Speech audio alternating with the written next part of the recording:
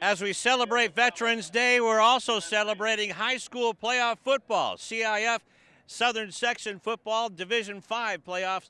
It's going to be Los Osos Grizzlies against the Lawndale Cardinals. Good evening, everybody. From Lawndale High School, I'm Lou Stowers along with Darius Jackson. And what a game this is going to be. Even though Los Osos has a 2-3 record in the Baseline League, if you know high school football, the Baseline League is big. You're talking about a league where it has Upland High School, Rancho Cucamonga in there, Etiwanda. It's a very, very tough league in there. Los Osos, this has been a phenomenal year because last year they were 1-9, so you're talking about them going 5-5 this year, getting back into the playoff mix. They're going to go ahead and play all out right now against one of the best teams we've covered all year with Lawndale. It's going to be a good matchup, Lou. And speaking of Lawndale, let's go back to last week and talk to Tony Long, who covered Hawthorne and Lawndale.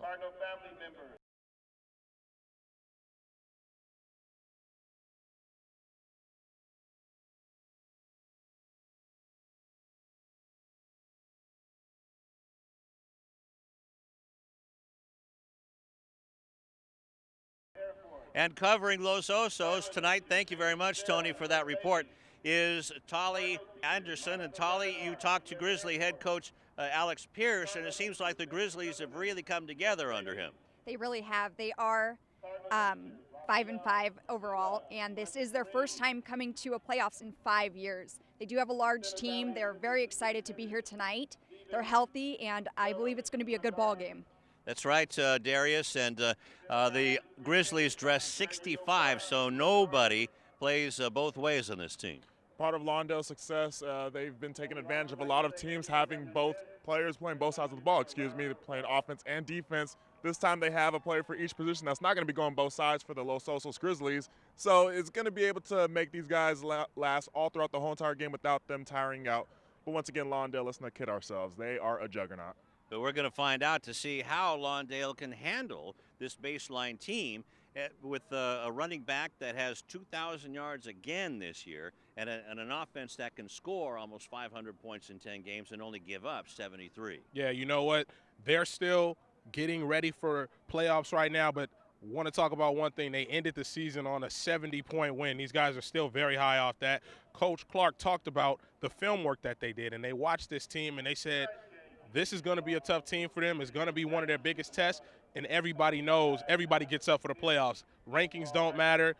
Best team, people who say this and that about certain teams, it doesn't matter anymore. They're going up against a team who is very respectable, like Darius talked about, in a very, very healthy conference over there with a lot of kids who can play. So they'll have their hands full tonight. And Sebastian Spencer will be covering the Cardinals sideline tonight. And before we kick it off, I just want to tell you, we all want to tell you, thank you very much to all of our veterans here, and thank all of the veterans that are near and dear to you tonight. Coming up next is Los Osos Grizzlies and the Lawndale Cardinals. We're going to kick off the Division 5 playoffs. Coming up next on CityTV Sports.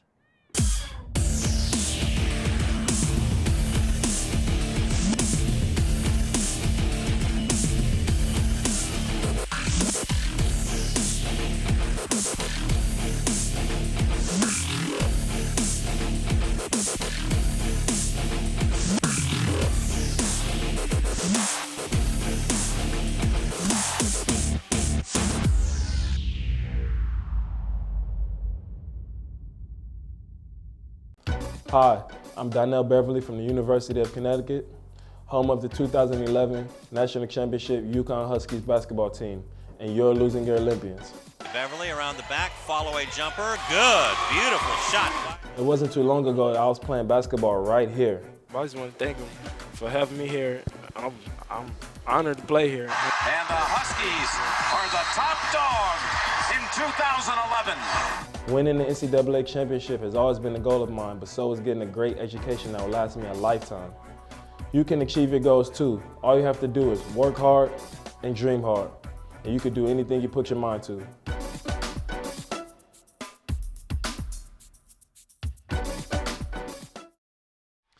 Back upstairs with Darius Jackson. I'm Lou Stowers, and we're just about ready to do the coin toss. And we had a very emotional rendition of our national anthem sung by Rebecca Rowano. And it is Veterans Day today and tomorrow. And The Cardinals are about ready to come on, and boy, I tell you, I want to thank all those veterans again for allowing us to do what we do and watch what we watch. It doesn't get any better than this, especially having veterans fighting for this country and allowing us to go ahead and watch some beautiful Friday night lights. It is playoff time, Lou, and I hope you're ready as much as I am. I'm ready to get this thing going. Get ready to get this party started. Here come the Grizzlies wearing their road white uniforms and navy blue trim. And they're going to get ready for the Cardinals coming on the field. And they have an insignia, a logo, at the 50-yard line. One team is undefeated. The other team has tasted defeat 5 times. I'll tell you what, though, it's definitely a big improvement of last year. With them being 5-5 this year, 4 more wins that they had last year, being 1-9, tasting getting back into the playoffs since 2000, I believe, 2012. It's been 5 years since the Grizzlies are back in the playoffs, so you could tell that whole entire alumni is excited for them to be back in the playoff mix, Lou. And they love their football in the Inland Empire. You know that, playing for Roosevelt High School. Inland Empire, such tough schools out there. You're going from their league alone with the baseline league is already tough. You're talking about Upland, Rancho Cucamonga, Etiwanda, even Chino Hills, okay? Now I know Etiwanda and Chino Hills, they didn't have their years of dominance like I'm used to going ahead and see, but that just tells you how stacked that league is alone. And let's go out to the 50-yard line where the coin toss is being tossed right now.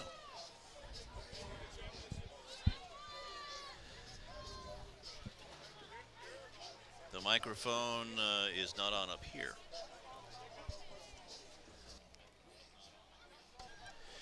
Referee is Alex Lee, talking to the captains, Jalen Hamler. And let's see who won the toss.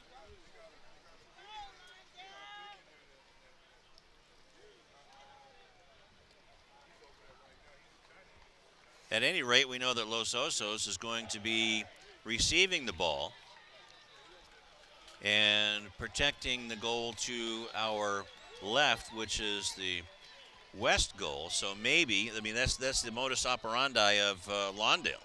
Yeah, it is. With that kicker of Lawndale, Axel Perez. Honestly, I think it takes a hurricane in order for him to slow down his kicks, Lou. Sheesh. Unless it was snowing, I don't know what could. We're used to seeing him just kicking it, launching it into the end zone. But we got Los Osos with their quarterback, Brett Cabral. They're very high on him. He's a good-sized kid, 6'3" senior. He's going to be leading their offense out there against this physical Lawndale defense. You're talking about a defense stacked with Terrence Simon Jr., Stanley Livingstone, Michaela Steen, Naki Fahina. List goes on how many talented players are on this Lawndale defense, and we're used to seeing this defense dominate. So Brett Cabral, he has a tough task ahead of him, Lou. He sure does. And Naki Fahina is going to be wearing number 50 tonight and also going to be playing guard. He actually volunteered to play guard tonight.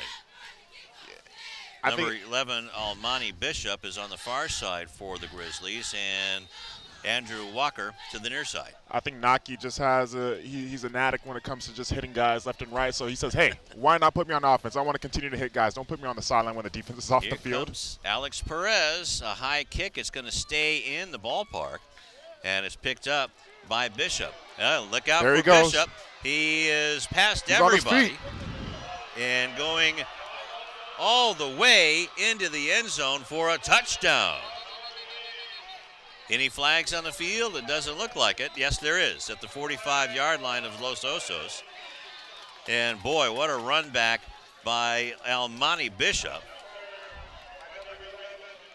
What a way to go ahead and electrify the whole entire crowd for Los Osos along the sideline with their teammates. But we have a penalty flag on the play. On the 45-yard line of Los Osos, near their sideline. And Alex Lee is talking to his, let's see if we can see Alex Lee's signal. It's being called back.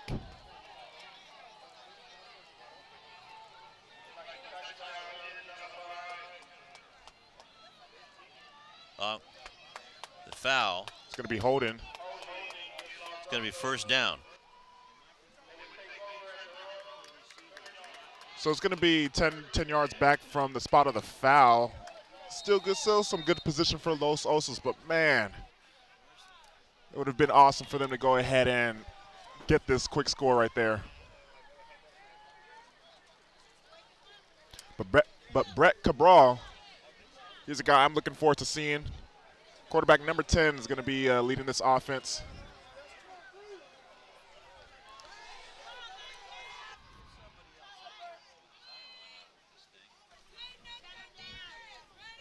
Cabral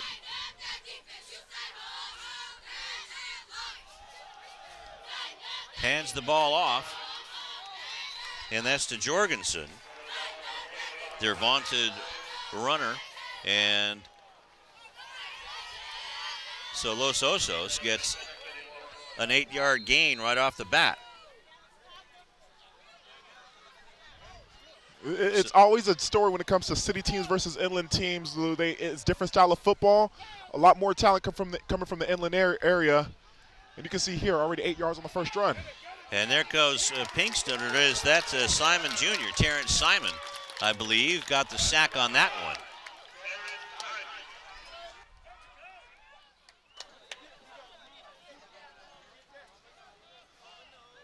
Terrence Simon Jr. How used to calling his name are you, Lou? Very used to it. He is just an absolute animal out there on the field, getting the sack. And another run by Jorgensen, and he gets that 8 yards back. So he gained 8, lost 8, and now 8 back. So it's 4th down and 2. Unfortunately, a penalty is what stopped Los Osos from the touchdown on the kickoff. They had a good run to start off on first down, but they took a sack on second down. It's that sort of self-destructing right there on that first drive for Los Osos. With Lawndale, you can't do that against Lawndale. You got to be disciplined against Lawndale. You got to have less penalties, and obviously can't take any plays behind the line of scrimmage. Now, Monty Bishop, actually, no, that's the quarterback, Brett Cabral, punting the ball.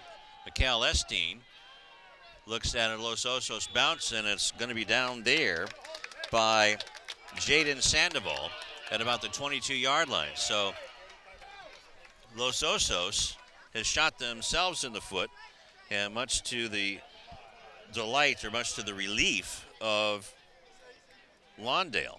We did see a lot of Kyle Jorgensen the first drive for Los Osos. A couple weeks ago, he was actually named one of the IE top 10 players of the week with a top 10 play. So expect to see a lot of Kyle Jorgensen from the Los Osos side as well on the offensive side. But here comes this Lawndale offense with Jordan Wilmore running back. And oh boy, I'm excited to see what he's going to be doing here in the playoffs. And let's see if Coach Travis has anything up his sleeve. Looks like they're just going to go. Oh, Wilmore is hit in the backfield, back of the 15-yard line, breaks a tackle, and continues to break tackles. And that could have been a disastrous 10-yard loss, but Jordan Wilmore, in his strength, makes it only a 1-yard loss. Leave it to Jordan Wilmore to make a 1-yard loss looking like the best 1-yard loss ever. What a way to go ahead and prevent disaster from Jordan Wilmore.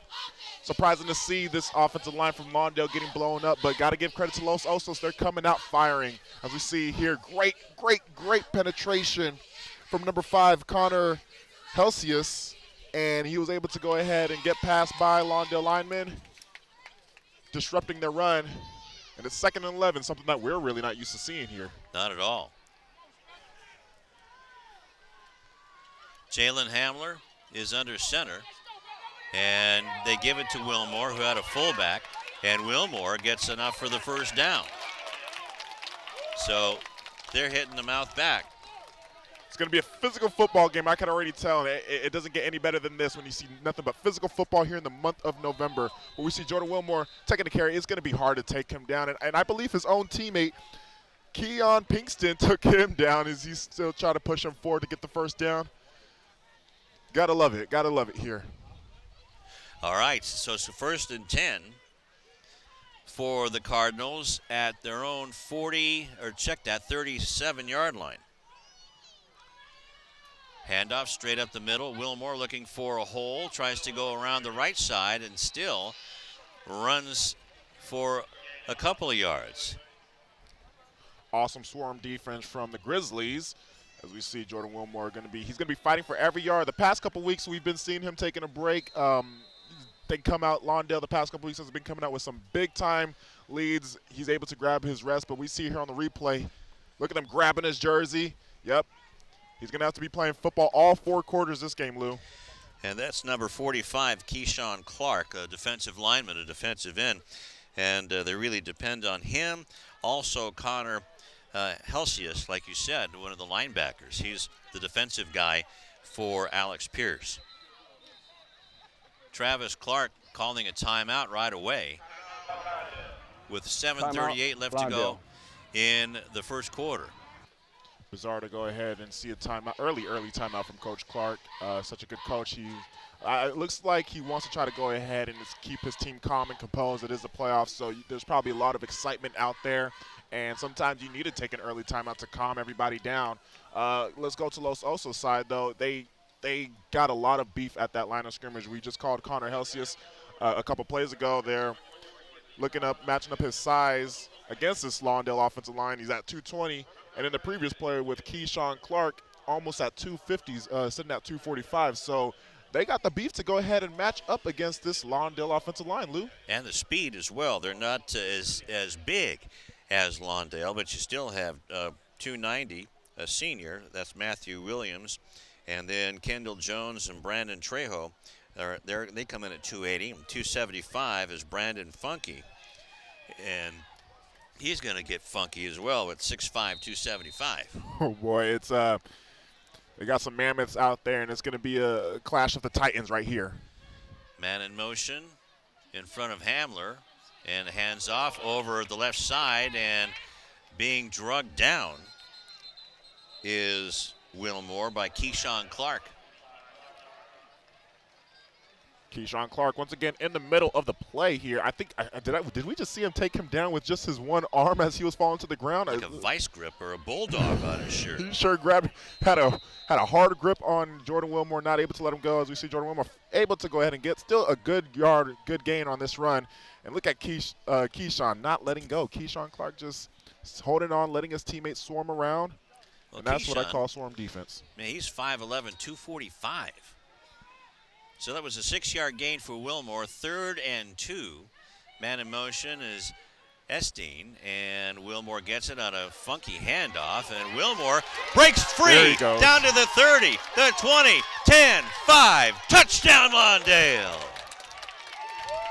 It was only a matter of time, Lou, I guess, because he had to go ahead and fight for this touchdown. And then eventually we're used to seeing Jordan Wilmore break away for a big touchdown run. Way to go ahead and continue to stick with the game plan with Coach Clark, pounding it with Jordan Wilmore. They are a very physical team, and you just got to go ahead and be an out-physical Lawndale. And right here on this play, look at this burst of speed, pulling away. And a blowout break blocked by Keon Pinkston. So Wilmore with a 55-yard touchdown run. Looks like there's a penalty flag on the play. Someone might have moved early. Might be on the offense. Yep. I always say when an offensive line, when you see a hole that big for your running back to run through, running back and offensive line, they should be the best of friends. Yeah, I say that running back should buy each of their offensive line a lunch every single time they have a hole created that big for them.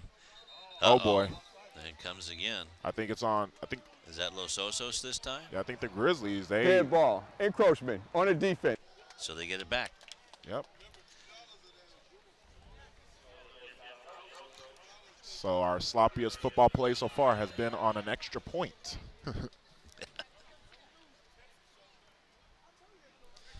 So Alex Perez, who was 10 out of 11 in PAT's last week against Hawthorne. Cobbin with a nice hold and a good snap from Sebastian Martinez, and it's true and through. 6:40 left to go in the first quarter, 7-0.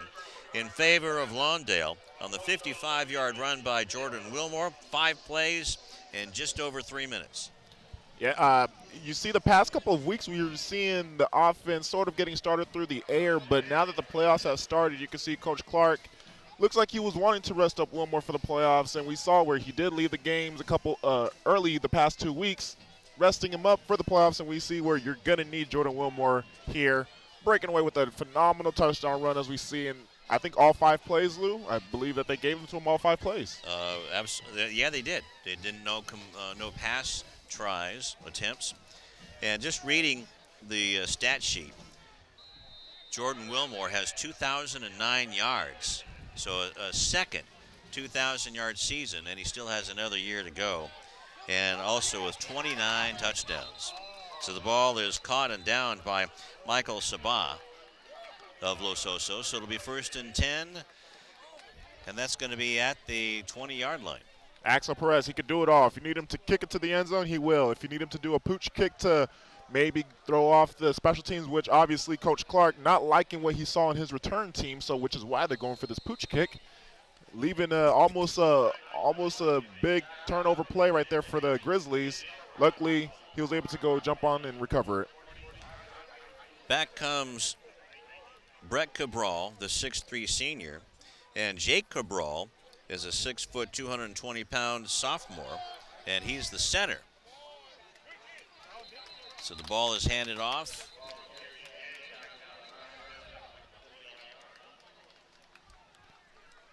And Connor Helsius with carrying the ball that time.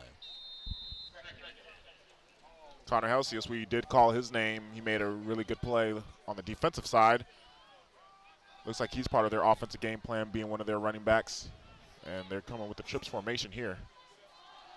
Pitch back, and sliding down on the grass is Kyle Jorgensen, and could be a loss. That's a loss of 3 yards, Darius. So it'll be 3rd down and 13. Taking a pitch. Jorgensen just lost his footing there, slipping on this grass. I believe in Los Osos they have turf field, so he probably just got a little bit too stubborn with his grass. Well, this is the first game that the Grizzlies have played on grass. Everywhere else they've played, it's on turf. Unbelievable. You have a lot of turf fields out there in the Inland Empire, yeah, especially with those schools. schools. With the water restrictions we had during the drought. Makes a lot of sense, too.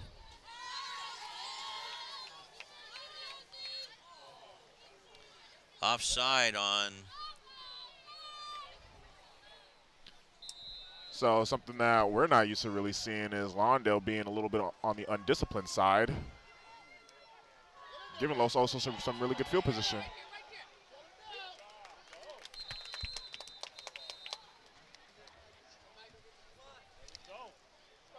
They're still sticking with the run after that, and they stopped him for 4th down, so a 3 and out for the Lawndale Cardinals. Looks like we're starting to see classic Lawndale football right now, coming off of a big play from Jordan Wilmore, following up with a 3 and out for the defense. And now they're going to give the ball back to Jordan Wilmore. And here's a punt. Oh, it's a bad one. It is. Out of bounds at about the 50-yard line. And so it's going to be in Los Osos territory. Let's see where. It's going to be, they're marking it at the 45-yard line of Los Osos. And now you're going to give this offense only just 45 yards to go ahead and score a touchdown. And already this game is sort of favoring the Lawndale Cardinals now. Taking an early 7-0 lead. You got Jordan Wilmore looking like he's getting going.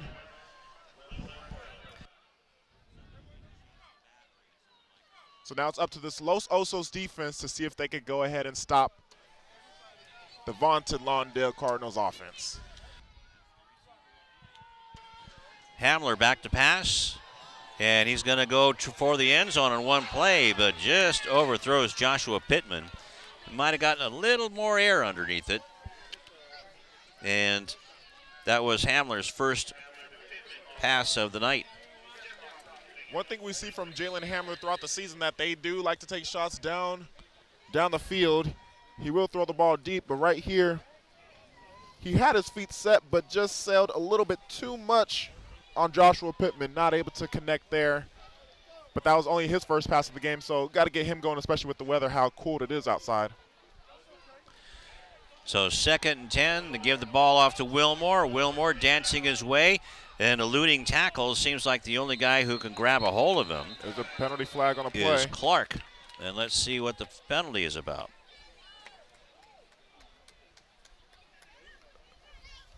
I believe it's a face mask from what I saw.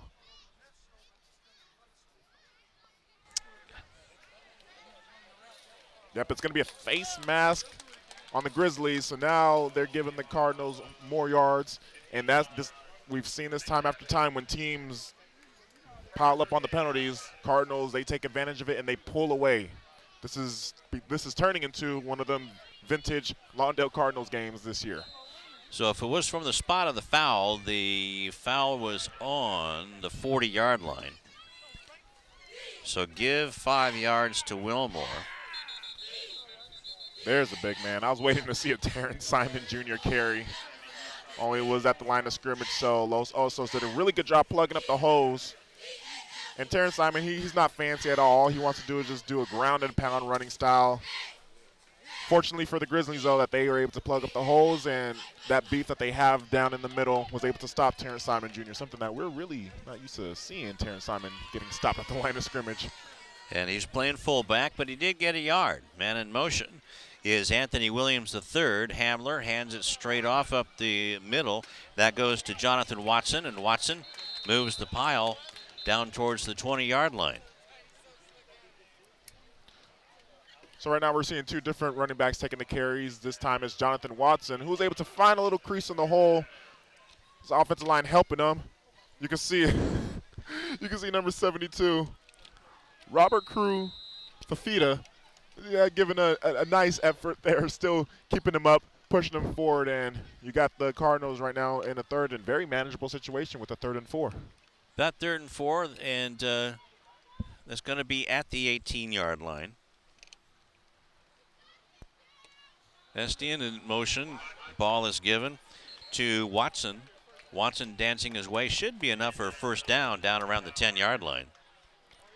And it is enough for a first down, and we see some change of pace right here. I believe Jordan Wilmore, he did take a handful of carries already to start off this game, so he's probably catching a break on the sideline.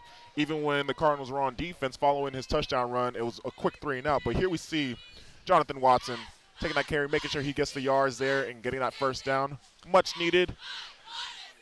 And, yeah, keeping Jordan Wilmore fresh. I don't see him on the sidelines. So, yeah, he's here. Well, maybe he was a little dinged up, but now the ball is handed off to Watson again, and he's manhandled by Matthew Williams III. Thrown like a sack of potatoes out there. Solid carry, getting about a gain of 5 yards on the play for Watson. And we've seen him every now and then, especially when Jordan Wilmore, when he was pulled from games. We saw a lot of Jonathan Watson throughout the season. He's a scat back. He will get a lot of yards. He has very quick feet as well. So don't be surprised if Jonathan Watson breaks another one too. Power I formation. The ball goes to Watson. Watson trying to follow his fullback, Terrence Simon Jr., down to about the 2.5, 3-yard line. It's just nothing but power football that we are seeing so far, Lou. Look at this. Look at Los Osos answering right back. They gave up 5 yards on first down. Now they're stopping them at the line of scrimmage. This is physical football. This is football. This is playoff football, Lou. Sure is. And how about Damian Gutierrez, the left guard? There you see number 50. That's Naki Fahina. Here comes Jordan Wilmore. He's back out there. Wilmore. Oh, great play Oh, design. my goodness. That was a play fake. Great. And Jordan Hamler fooled us into the end zone. Touchdown, Lawndale. What a great play design from Coach Clark himself, and able to use the running ability of Jalen Hamler on that quarterback keeper. Great play design there.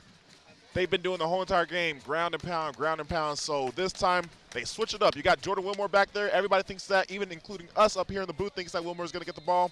Hamler keeps it, rolls out, and he has that mobility to get into the end zone.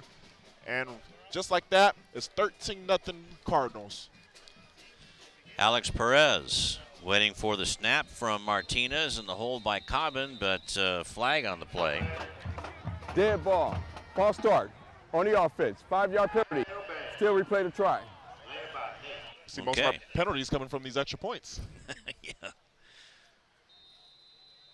Maybe they just want to make it a little bit tougher for Axel Perez. Maybe they just, he's been having it easy all year, so let's go ahead and make these extra points a little bit tougher for him.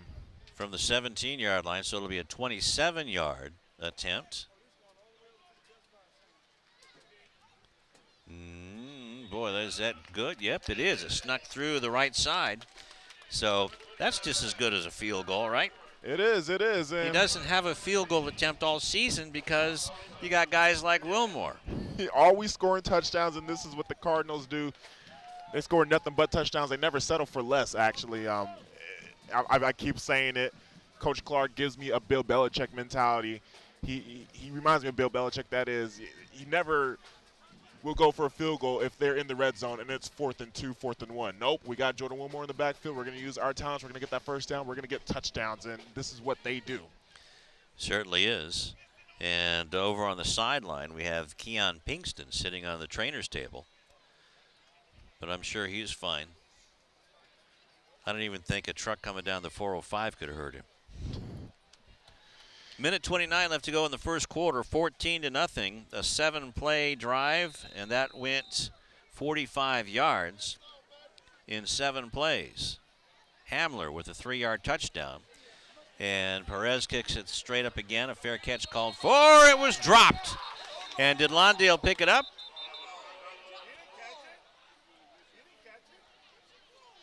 It was a muff, it looked like,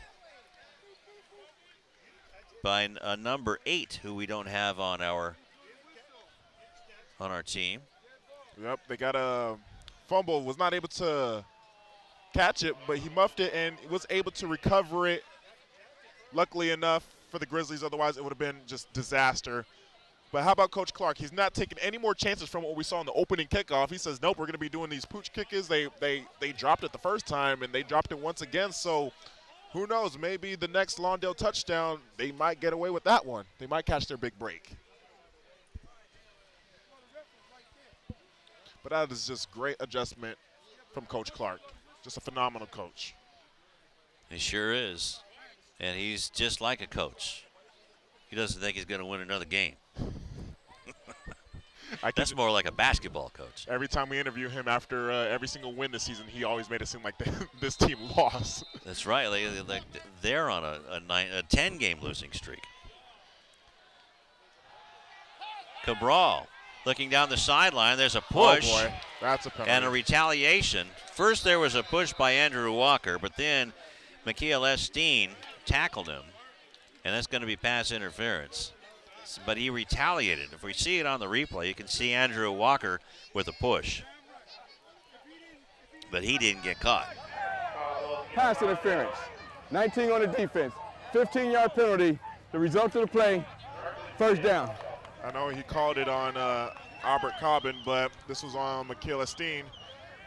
Sometimes maybe pass interferences are necessary. As we see here, there was nobody that was going to be able to go ahead and stop Andrew Walker if he would have went down with that. He had nothing but grass in front of him, and sometimes, hey, you got to give up penalties, but great play call from the Grizzlies. And here comes Jorgensen. Jorgensen going through a couple of blocks, one by Jake Cabral Take it down. Brandon Funky, and a nice gain of about 7 yards. Reason why that going deep in the first play of the drive was awesome is that it keeps the defense honest, and we see now the Grizzlies keeping now the Cardinals defense honest is pushing back their secondary, allowing them to go ahead and pick up a solid 8 yards from Kyle Jorgensen.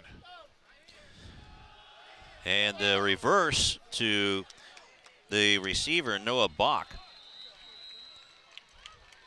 And that's going to be good enough for a first down if there's no flags. No flags here. All on the extra points is where we see our flags. Yes, we look at this. Noah Bach, what a nice reverse there. Some trickery. We see Terrence Simon unable to make the play there. He's just a little confusing. That's a good strategy is to throw off Terrence Simon. He fell for the trickery. That led to a Grizzlies first down. 6 yards on the play, and back to pass is Cabral. Nice save on that as coming through was Tuli Tui Peloto, but a nice block on the play by a number 65 who we don't have on our roster, on our list. But Cabral should have hit Dante Staton Jr. on that one. Nice rollout, but Cabral just never had his feet set, and look at the ball coming out all wobbly. He was just very uncomfortable making that pass, and he had Staton Jr. on that one.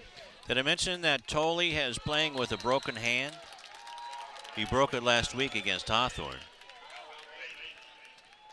And there came the Wild Cardinals, along with Naki Fahina. He's pulling off his inner Jason Pierre-Paul impression with the cast in his hand, I say. Well, he's got all of his fingers, though. A 1-yard gain, and it's 3rd down and 9 as the quarter comes to an end. Nice swing pass. Jorgensen may have gotten the first down. Esteen with the tackle, and let's see where they mark the ball. I think they got it. Yep, they got the first down. What a way to end the quarter for the Grizzlies. They much needed first down, as we see Cabral having all the time in the world. He was comfortable this time making a throw to Kyle Jorgensen. And Jorgensen, as I mentioned earlier,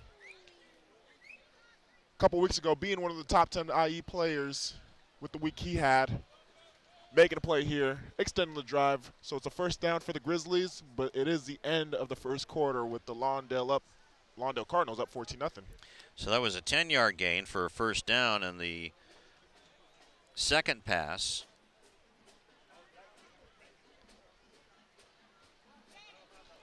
so now it's a 1 out of 3, I should say, for Cabral.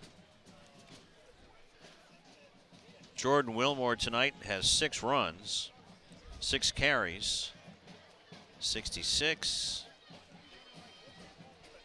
76, 78, 77 yards on 6 carries and a touchdown. So wait, he's on pace for another 200-yard game, almost a 300-yard game for crying out loud.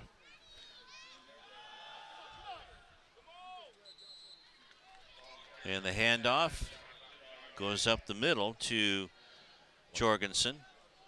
As Jorgensen once again, good solid gain there, about 4 yards. It's much needed for the Grizzlies. They must score a touchdown this drive. The thing about them is that, yes, they were 5-5, but they have allowed more points in the season than they scored. They've got destroyed by Upland. They got destroyed by Rancho Cucamonga. So some of the games that they lost, it was blown out of proportion. And the Cardinals are known for doing this.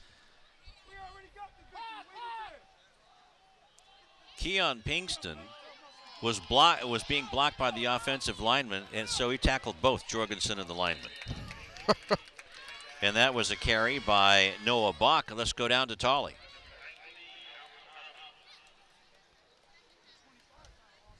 Grizzly Bears on this field right now, very aggressive, very energized, maybe a little too excited. I don't believe Alex Pierce expect them to have 14 on the board already. That's Lawndale, of course. And, of course, it's still a long game, so maybe some things will change, but they do need to calm down a little bit with all the players that they have. Thanks, Tolley, and a completed pass over on the far side to Dante Staton Jr. And that's good enough for a Grizzly first down. He missed Staton Jr. on the first play where he tried to attempt to throw to him, but this time he connects with Staton Jr. Staton Jr. has been able to get open a couple times there. That'll just be another weapon added to this offense for the Grizzlies, and they move the chains. And I believe that the Grizzlies are knocking on the door in the red zone. And they're on the 22-yard line. That was a 10-yard gain. Running right into the scrum is Jorgensen. Getting up off the bottom of the pile is Tuli Tui Peloto. Tui Peloto making them in the middle. I remember my days of being down in the middle of that scrum. You see Jorgensen taking the carry. And Tui Peloto, yep. It's never really the best feeling to be down there in the pile where everybody's just as equally as big as you. Especially when you've got a broken arm. Exactly. Oh, boy. Yep, the center got knocked on his can. That's baby brother Jake Cabral. So that's 5 for the Grizzlies. 55, 5-yard penalty, still second down. Can you imagine that? Keon Pinkston got a little bit too excited on that play. And a little bit shocker there is because this Cardinals defense, they don't like giving up yards, whether it's in play or whether it's penalties. They don't like giving up yards, period, and they just gave them an easy 5 yards for the Grizzlies. So that's at the 17-yard line now. Cabral with a nice pass over to the near sideline from the far side, and taken out of bounds is Andrew Walker. Andrew Walker and McKellisteen, they've been going at it back and forth. Andrew Walker obviously creating the penalty on McKellisteen. McKellisteen had 6 interceptions throughout the whole entire season, and right now he has his hands full with Andrew Walker. Andrew Walker moving the ball, helping moving the ball for the Grizzlies. Everybody's contributing in this drive. So a 12-yard gain and another first down. Look for Staten Jr. again. The ball comes in the other side and into the end zone. Touchdown, Grizzlies. But now we have probably an unsportsmanlike penalty. That was Noah Bach there, but Staten Jr. was also wide open. So the Cardinals, they got to definitely circle on this play because every time they do a rollout, Staten Jr. is wide open. But great vision by Brett Cabral, seeing Noah Bach there, and they was able to connect for the touchdown. But it looks like here's an unsportsmanlike after the touchdown. Dead ball, unsportsmanlike contact on 18 White. Penalty will be on the kickoff. And now trying to kick the extra point coming on is Hannah Moffitt. And Hannah is a girl. She's a girl. Brett Cabral will be holding. Number 63 is Jake Cabral. And Hannah is she's no girl out there. Wait a minute. Yes, she is. Got some early movement now. What is with these extra Dead points? ball, false start on the offense. 5-yard penalty. Replay the try. Maybe still got some nerves. I guess so. I guess teams are a little bit too emotional after a touchdown, and obviously with the unsportsmanlike, you could just tell. But Hannah, who would have thunk that Axel Perez, his biggest competition, is going to be a girl this year? Oh, I have to give him some grief about that. But hey, she's pretty good. Really 16 good. out of 18, and boy, she kicks it high, true, and through. That was pretty. That was pretty. As we said, Axel, looks like your competition today will be against a girl. 14-7 is our score. 9:25 left to go in the first half. And that was a long drive put together by the Grizzlies, and maybe they're getting their wings underneath their, well, I guess their paws underneath the grass underneath their paws. Way to create some life for the Grizzlies now, cutting the deficit to 7 points, but that unsportsmanlike is going to go ahead and pin them back for this kickoff, and that's going to put the Cardinals in already good field position, and you're already having Jonathan Watson and Jordan Wilmore as returners. They're going to have to be very careful on this kickoff.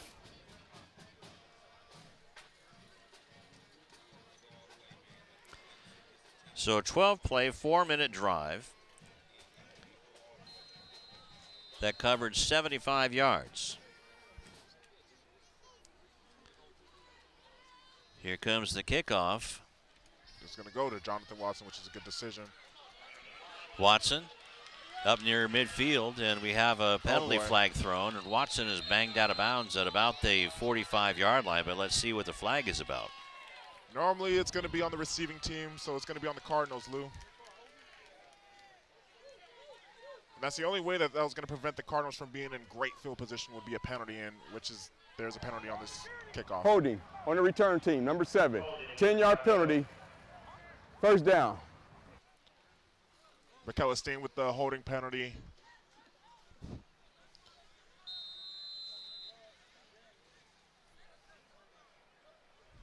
Looks like a lot of nerves out there for young Esteen.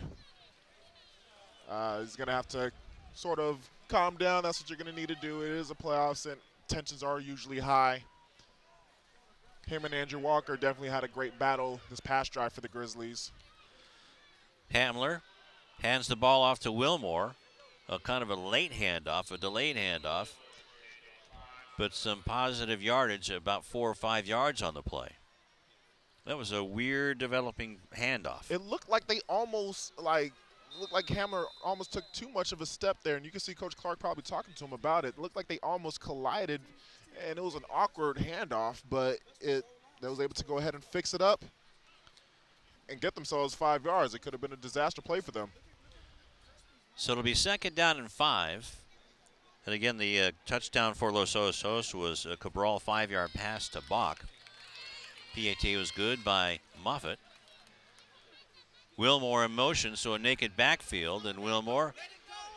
Hamler now throws, has a man open, and it is caught by Williams III. Anthony Williams cuts to the inside against the grain and breaks a tackle inside the 5-yard line, finally brought down by Almani Bishop. What a run by Anthony Williams III. Beautiful catch and run. Look at that mouthpiece, vicious mouthpiece after a vicious catch from Anthony Williams. Only a sophomore contributing in this game right now. Hamler making a play on the run. And look at that pass. And then he did this on the run, rolling out. Anthony Williams taking it from there. Great vision, almost getting that touchdown. You know he wanted that touchdown, but great recovery from the Grizzlies, preventing them for that touchdown. But now you're putting them in a 1st and goal. 56-yard run. Wilmore gets towards the end zone, but then is grabbed from behind and brought back. And Angel Gonzalez with a big hit on Wilmore. It's going to be ground and pound here when the ball is inside the 5. Jordan Wilmore taking the carry, and look at that. Sheesh, imagine running in there, Lou. How would you end up with? How many broken bones did you end up after running in there? Almani Bishop was the man that Wilmore ran into initially. And now there's a handoff and into the end zone. Touchdown Cardinals. I think that was a keeper. That was a keeper from Jalen Hamler for his 2nd rushing touchdown of the game. Jalen Hamler making an early case. A great throw to go ahead and open up this drive, connecting with Anthony Williams, and then he takes it in for his 2nd touchdown run of the game. Jalen Hamler, who is also, he's a pretty good size, and if you're going to go ahead and follow up with that offensive line there, it's definitely a force coming at you. 6'2", 204-pound senior headed to Cal Poly San Luis Obispo. And out of the hold of Albert Cobbin and the snap of Sebastian Martinez, Axel Perez kicks through the extra point with 7:27 left to go in the first half. It's 21-7 in favor of Lawndale in the first game of the CIF Southern Section playoffs in Division 5. Good answer from the Cardinals after giving up a touchdown on defense. Definitely cutting down on the spirit from the Grizzlies, but I believe the Grizzlies, I think that they found something this past drive. They definitely were favoring the passing game a lot more, and that was something I was waiting to see was Brett Cabral. I was waiting for him to go ahead and sling it, which he did that last drive. They definitely got to go ahead and keep an eye on the rollouts for the Cardinals because that tends to go ahead and work a lot for them, and definitely McEllisteen is going to – he has his hands full tonight with Andrew Walker. So we'll see how this defense responds back with the Grizzlies. Otherwise, we may be in for a shootout. Alex Perez kicks the ball off, and there's your usual kick from Perez outside of the end zone, a line drive. So it'll be 1st and 10 from the 20-yard line, and I guess Coach Clark said, heck with it. We're done. We don't want anybody hurt. Let's just give him the ball at the 20. Please, Mr. Perez.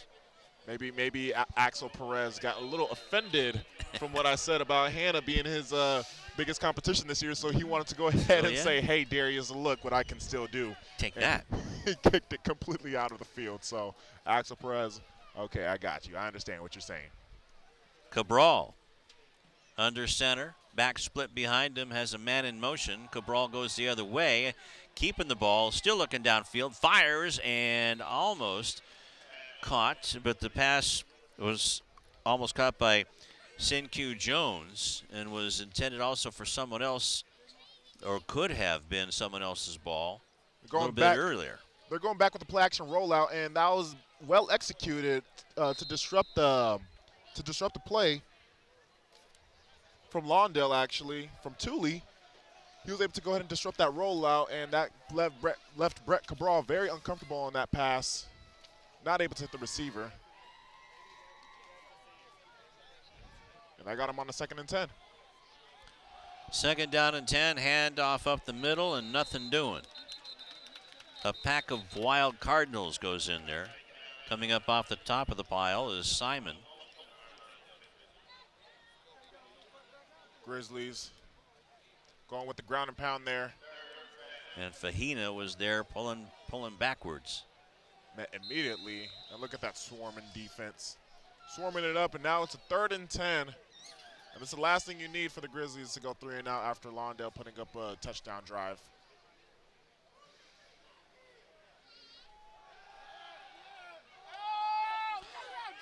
And a man was open. Actually, that was Donta Stanton, and he got by his man, who was had his head turned around. So they're going with the play action rollout. They've been doing this all night as Brett Cabral trying to hit his receiver, Andrew Walker, with the back shoulder throw. Andrew, it hit his hands, not able to haul it in, and that would have been a big first down. And just like this, the Grizzlies go 3 and out.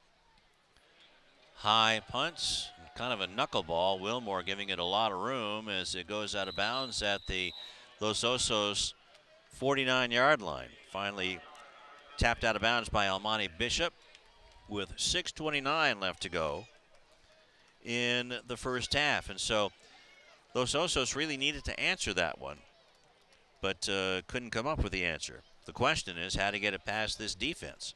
And the thing about it is that there was 2 incomplete passes that drive, and when there's incomplete passes, the clock does not run whatsoever. So that whole entire 3 and out drive, it only wasted not even probably a minute on that one. And now you're giving the Cardinals offense with less than 50 yards to go for a touchdown. Power I formation. 1st and 10 from the Los Osos 49-yard line. Play action. Hamler looking down the middle. Beautiful spiral just out of the hands of Blackman. And he knows he probably should have had that one. Jonathan Blackman, the speedster wide receiver, he had leverage, he had the speed. Jalen Hamler making a nice touch pass, settled in. Look making at that spiral. throw. Beautiful rainbow, and Blackman had his defender beat for a couple yards. Maybe a little bit out of reach we see there. It looked like he initially dropped it, but it was just out of the reach from Blackman. He has phenomenal speed, but sometimes the thing that holds him back would be his height, where he is only about 5'9", 5'10", and it's sometimes hard for them to stretch out and pull in those passes. So Hamler gives it off to Wilmore. Wilmore somehow pops out like a bar of soap in the shower for about 5 yards. he was buried in there and just like, whoop, there he goes. We see here Wilmore taking the carry, getting contact immediately at the line of scrimmage, popping out as what you said, Lou, for an extra 3 yards there. Hey, it wasn't pretty, but it works, right? It worked, definitely. So now it's 3rd and 5, and the Grizzlies now, they put themselves in position for them, perhaps forcing a 3 and out on the Cardinals. So it's a big play for the defensive side for Los Osos. 3rd and 6 out of the eye. Hamler rolls out, throws quick, and he was being chased down by the Los Osos defense, mainly Tahi Fakava. So it's going to be 4th down and 6, and something we rarely see from the Cardinals. It's a punting situation. So Alex Perez. They're going with the rollout, and great pressure delivered from Los Osos. From Tahi Fakava, is what you said earlier. It's an interesting name to say. We got to start working on your Samoan. Yeah, I do. We've been Cardinals. They have a bunch of them as well. Perez gets a Cardinal bounce, and that's going to go out of bounds inside the 10-yard line. And did I see a flag go up? No flag. Good. I told those guys no flags tonight. There's no flag on the play. Thank you. I think they got the memo for you, Lou. They said, "Oh, we know Lou Stowers." I was, trust me, people, I was there when I heard Lou gave him a hard warning about the lack of penalties, and this is a man you don't want to cross. Yeah, my instructions work about as well on them as a 2-year-old. So it'll be 1st and 10 from the 9-yard line for Los Osos from baseline league. 2 and 3 in league, 5 and 5 overall. Jorgensen trying to find a hole, following his blockers, and is finally taken down.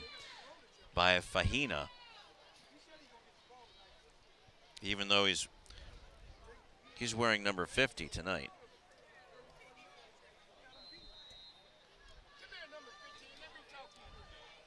Naki Fahina was able to go ahead and clean up the play, something that we've seen throughout the whole entire season.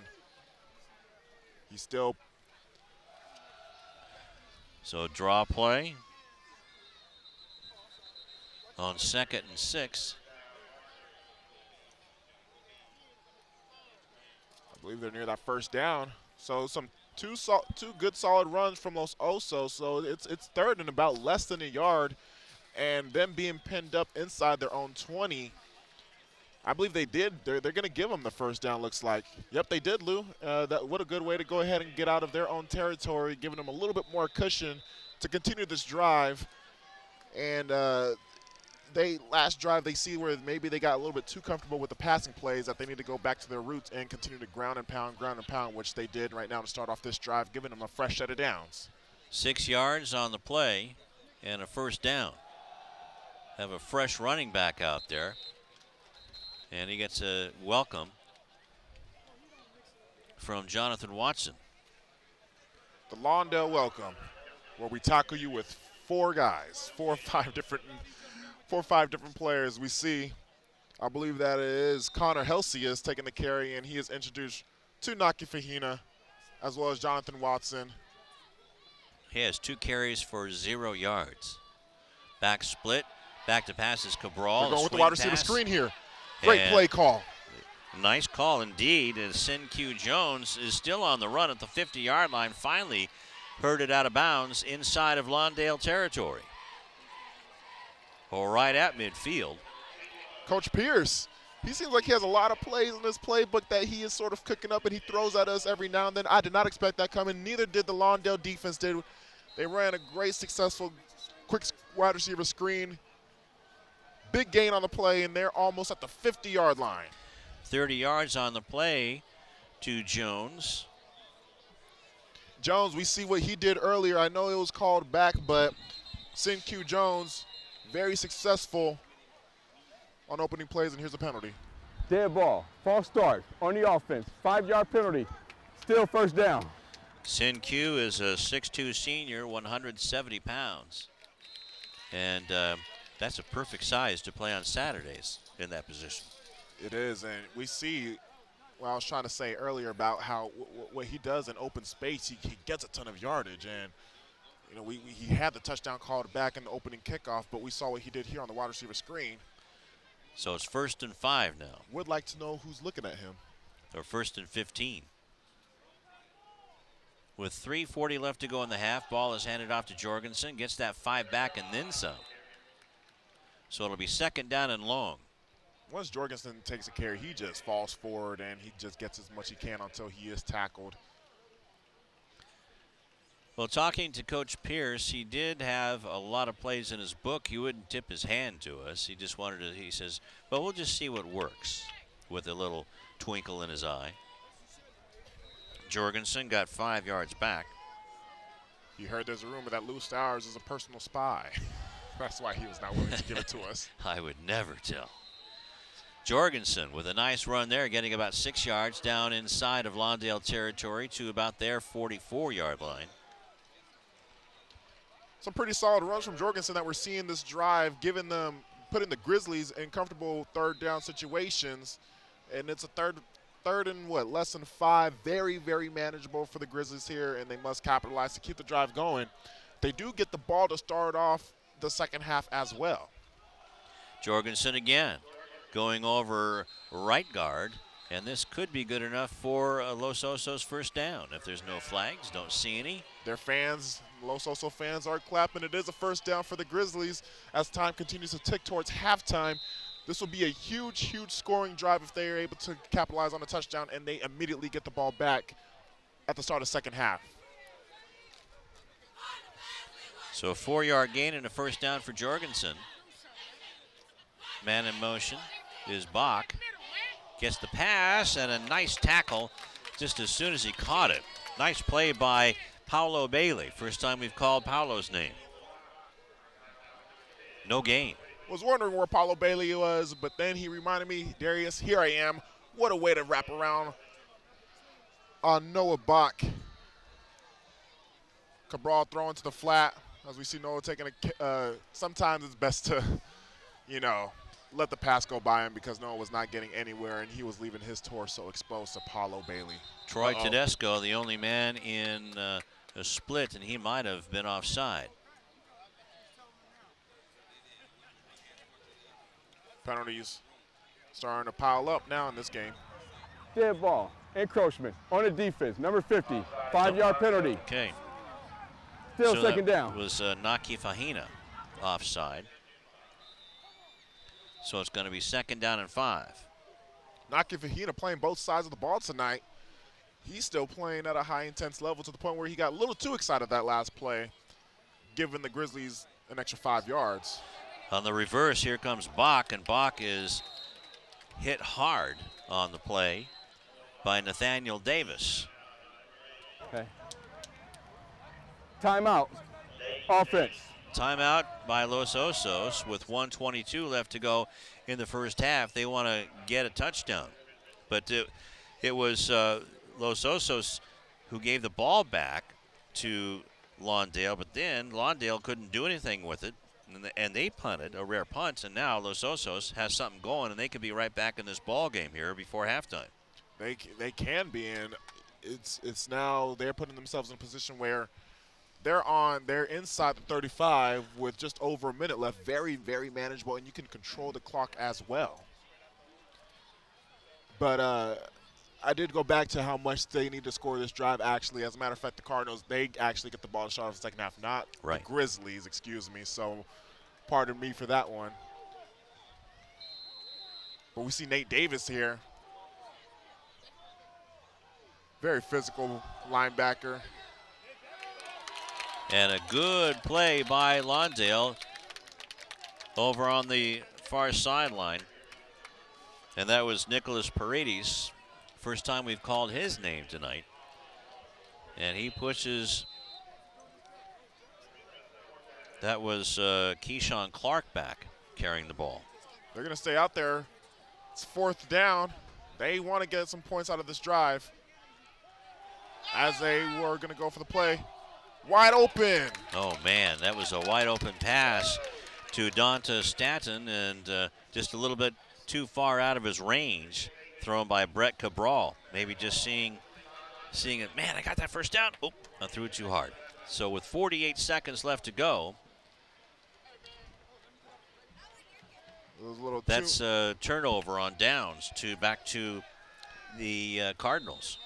A little too much excitement, it looks like, for Brett Cabral. He had all the time in the world. His feet were set, just couldn't make the throw to Staton Jr. Staton Jr. and him are not connecting whatsoever. And Staton, he's been someone that's been running wide open throughout the whole entire game so far for the Grizzlies. They need to get that going in order for them to succeed and continue these drives. And if they get this connection from the start of the game, this game could have been a lot closer right now.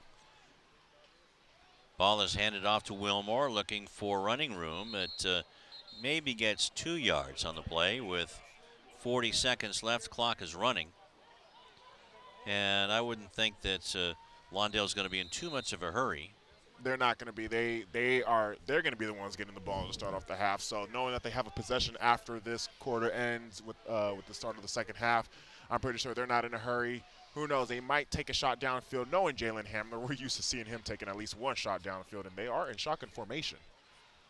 That's right, 3 receivers in the pattern, 2 on the far side, but they hand it off to Wilmore. Wilmore trying to find his way through the line, but they grab and hold to the 40-yard line, and that's going to be it for the first half. So 4-yard gain for Wilmore. That ends the half. And boy, what a battle we have here at Lawndale High School. Inside the Cardinal nest is 21-7 in favor of Lawndale in Game 1 of the Division V CIF Southern Section playoffs.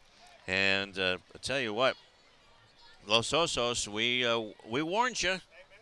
They're not a 2-3 team or a 5-5 team, that's for sure. And they have a lot of talent out there as well. Sometimes the level of competition can play a big factor, and we see where Los Osos, they're in a league where these guys, Upland Rancho, you see them always in the top rank when it comes to state. You see Upland, Rancho Cucamonga always there in the mix. I think my junior year, me being at Roosevelt, my junior year, we got eliminated in the second round from Rancho Cucamonga. So this shows you how, what kind of league that these guys are in. And, they're used to playing against high-level competition. And here are the Cardinals being a high-level competitive type of team. And when was the last time we seen them only put up 21 points in the first half? So got to give a lot of credit to the Grizzlies defense, only allowing them to put up only 21 points. Well, that's right. You look at the comparison as far as scoring goes, and the Lawndale Cardinals in 10 games have scored 495 points, only given up 73. Meanwhile, Los Osos has scored 265, but they've given up 329. So, yeah, this is going to be a rough and tumble game, and we will come back with the third quarter and maybe some interviews as well, or some reports from down on the field when we come back. This is the CIF Ford Southern Section Championships Division 5, and the Cardinals lead the Grizzlies.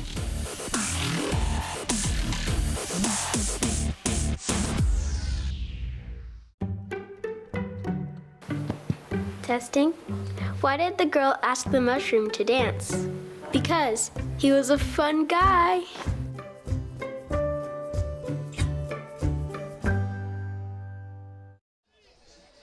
Back here at the Cardinal Nest in Lawndale, where the Cardinals are beating the Los Osos Grizzlies 21-17. And let's go to the first half highlights, Darius. And how about the opening kickoff right away? That was something else. And there you see Almani Bishop. Almani Bishop taking it to the house, but unfortunately it was called back. But we see where he was able to create some space. And look at that separation. Boy, I wish I would have seen it. If it would have been successful, how amazing that would have been. But we see Jordan Wilmore taking the carry, bumping into Jalen Hamlin. But what else is new right here? This is a typical Friday for Jordan Wilmore, breaking away for a touchdown run. But that's his only touchdown run so far. And here is my favorite play of the half. Great play design from Coach Clark with the Jalen Hamlin keeper. And here is a rollout from Brett Cabral hitting Noah Bach, and then Jalen Hamlin taking it for his second touchdown of the first half, actually. Jalen Hamlin being, in my opinion, the highlighted player of the half, making a lot of plays, even through the air with Anthony Williams. And let's go down to Sebastian.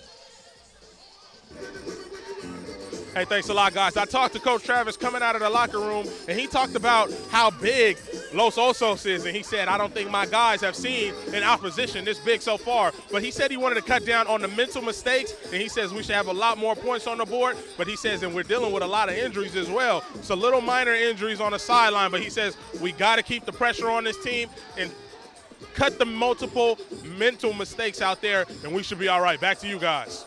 All right, thank you very much, Sebastian. Tolly Anderson is going to bring us some news as well. Pretty well. And let's go over some unofficial stats. Jordan Wilmore in the first half, 10 carries for 95 yards and a touchdown. And Jalen Hamler was 1 out of 2 passing for 56 yards. That was caught by Anthony Williams III. And Hamler with 2 catches, 5 yards, and 2 touchdowns. Jonathan Watson also had 4 carries for 20 yards. And Kyle Jorgensen had 12 carries for 53 yards. So he's really working hard there for every yard for the Los Osos Grizzlies. And Brett Cabral, 6 out of 11 for 67 yards and a touchdown that we saw on the highlight package that was caught by Noah Bach. Kyle Jorgensen, I got to give a lot of credit to him. He's continuing to ground and pound against this Lawndale defense, and it's very rare to see a running back to continuing to ground and pound and actually having some decent success. He's actually having a really solid game.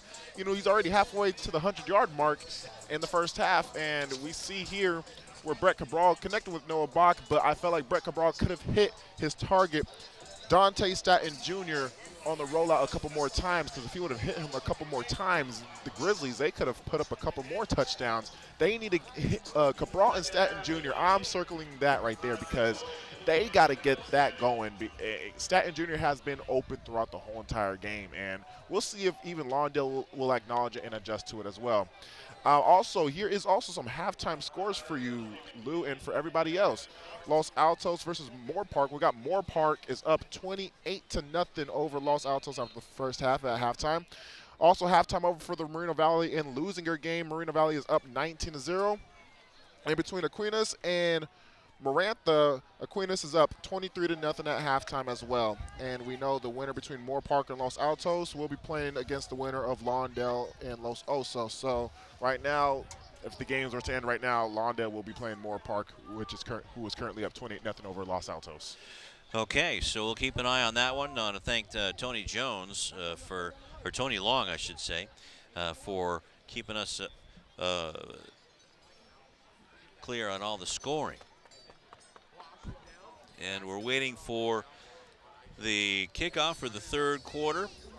And Lusinger also, as you said, is playing Moreno Valley.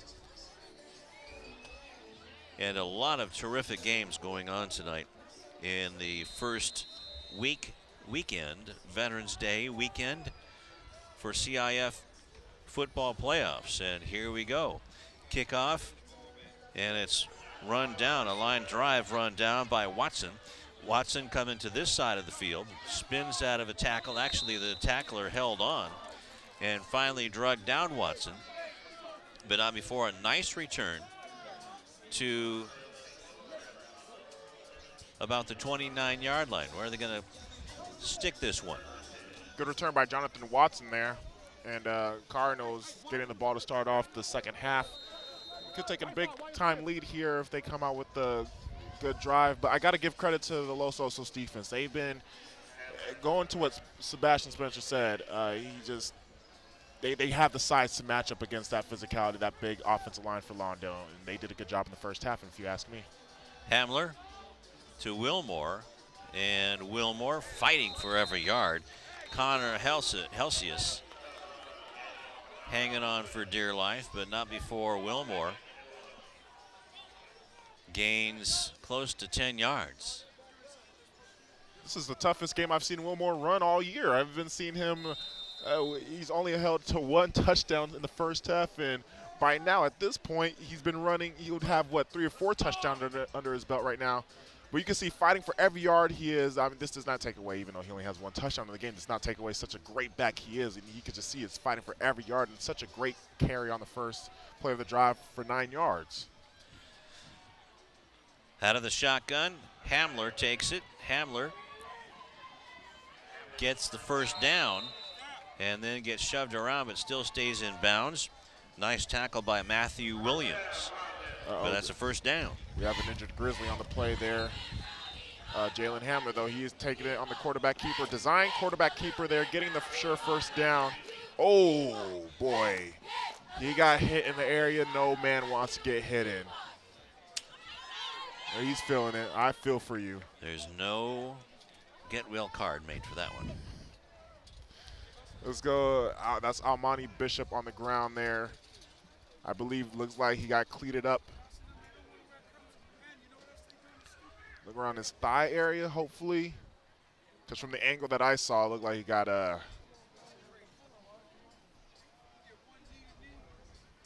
we see here Hamler on the carry, getting the first down. Oh His boy. own guy. Oh boy, Lou. That was Matthew Williams. And you can see his teammate even acknowledging, oh man, he's able to walk it off. Hey, good for you. Good for you. Yeah, that's right. Just walk it off. That's all you got to do at this point. yeah, you can't put ice on it. Absolutely not. I think he's gonna stay out there. Okay, so he's not even gonna take a playoff. Good credit to Almani Bishop. Almani's saying, what?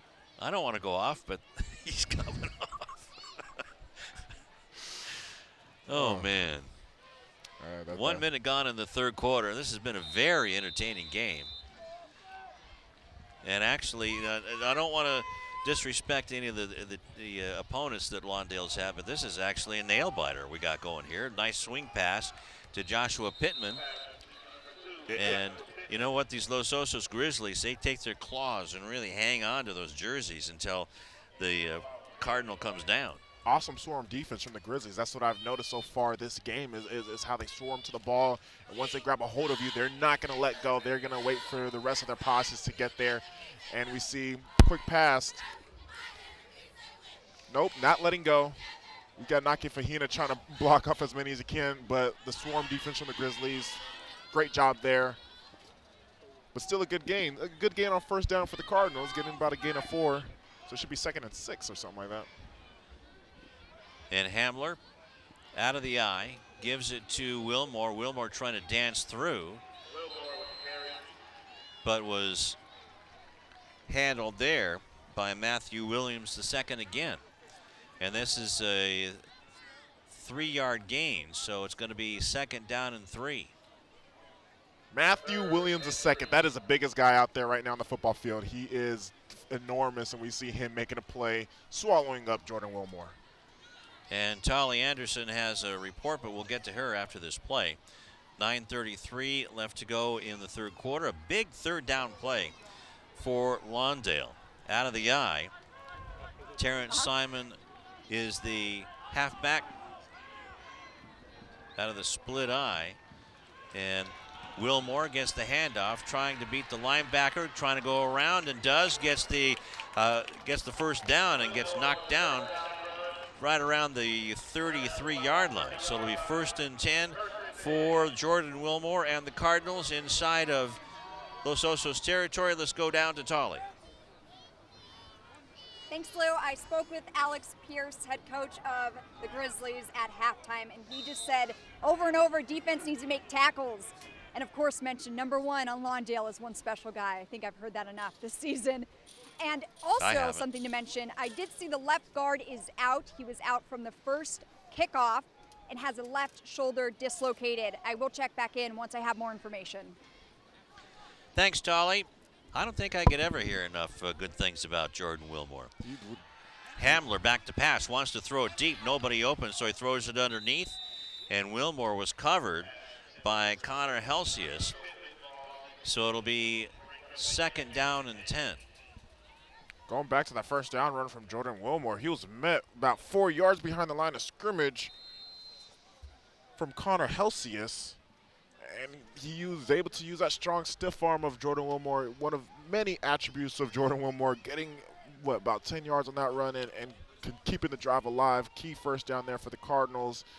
And I'm pretty sure that's a crushing blow for this Grizzlies defense, but they're continuing to fight back, but they had the Cardinals pinned right there for a significant amount of yards lost. Yeah, that was a 11-yard gain net. Wow. Out of the eye, Wilmore dancing behind his blocker, and a flag on the play as Wilmore gets tossed out of bounds around the 25-yard line. It's one of our crew members that just went down along in there. Oops. Had to check. Forget about how the guy is. How's the camera? We can get another guy. No, we can't replace our guys. Definitely not. Watch the look at this patient run. But the pursuit of this Grizzlies defense got there, and oh boy, watch out. Check to see if he's okay, guys. He's okay. That's going to be a penalty on the Grizzlies, and no, penalty on the Cardinals, excuse me, and that's going to help out the Grizzlies. It sure does. That's a big one. It's a hold. Goes up. I don't know. You're going to have to send somebody up here to check it.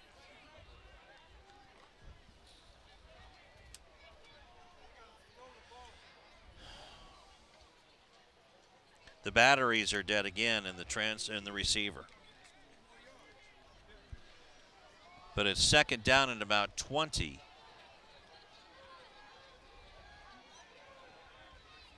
So out of the shotgun, trips to the far side to the left, and Jordan Wilmore takes it down to about the 45-yard line. So gets a few yards back. It's still going to be about 3rd down and about 17 yards to go. So 3 yards on the play for Wilmore. It's quite. I really got to give a lot of credit to this Grizzlies defense and their front seven. They're making Jordan Wilmore fight for every yard this game, and it's just been quite interesting to see how great Jordan Wilmore is still running this game. And this has been, from what I've seen so far, Lou, his toughest battle yet, and it's only going to get tougher these playoffs if they continue to move on. That's true. So this is a true wake-up call for the Lawndale Cardinals, and Travis Clark, the head coach for Lawndale, calls a timeout early in the third quarter. 8:07 left to go in the third, and it's a 3rd down and 18. We'll call it 16. How about that? And the Grizzlies Los Osos, they're in a beautiful opportunity for their defense to make a stop, putting that offense back out on the field, just being down only 14. And how about that? If the Grizzlies defense can make a stop here, offense comes out and they could get a score on the board, then it goes back down to a one-score game. And here in the playoffs, one-score game coming into the later quarters, third, fourth quarter, that's when anything can happen at this point. But nonetheless, this is a 5-5 team stepping into Lawndale, who's been a juggernaut all throughout the season, and they're putting up their toughest battle yet. Got to give credit to these boys and their tenacity and just how much they're continuing to put Lawndale in uncomfortable positions. They are burning a timeout with 8 minutes left in the third quarter. That's right. So out comes Jalen Hamler and the Cardinal offense. 3 receivers to the right side. Hamler looking that way, throws across the middle, caught by Wilmore. Gets out of a tackle and gets the first down for Lawndale on a 3rd down and 17. And he can do it. He can do it all, can he, Lou? Wow. From running the ball to receiving the ball, pretty much the biggest play of the game right here on a key 3rd and 16. Hamler stepping into the pocket, firing, hitting Jordan Wilmore.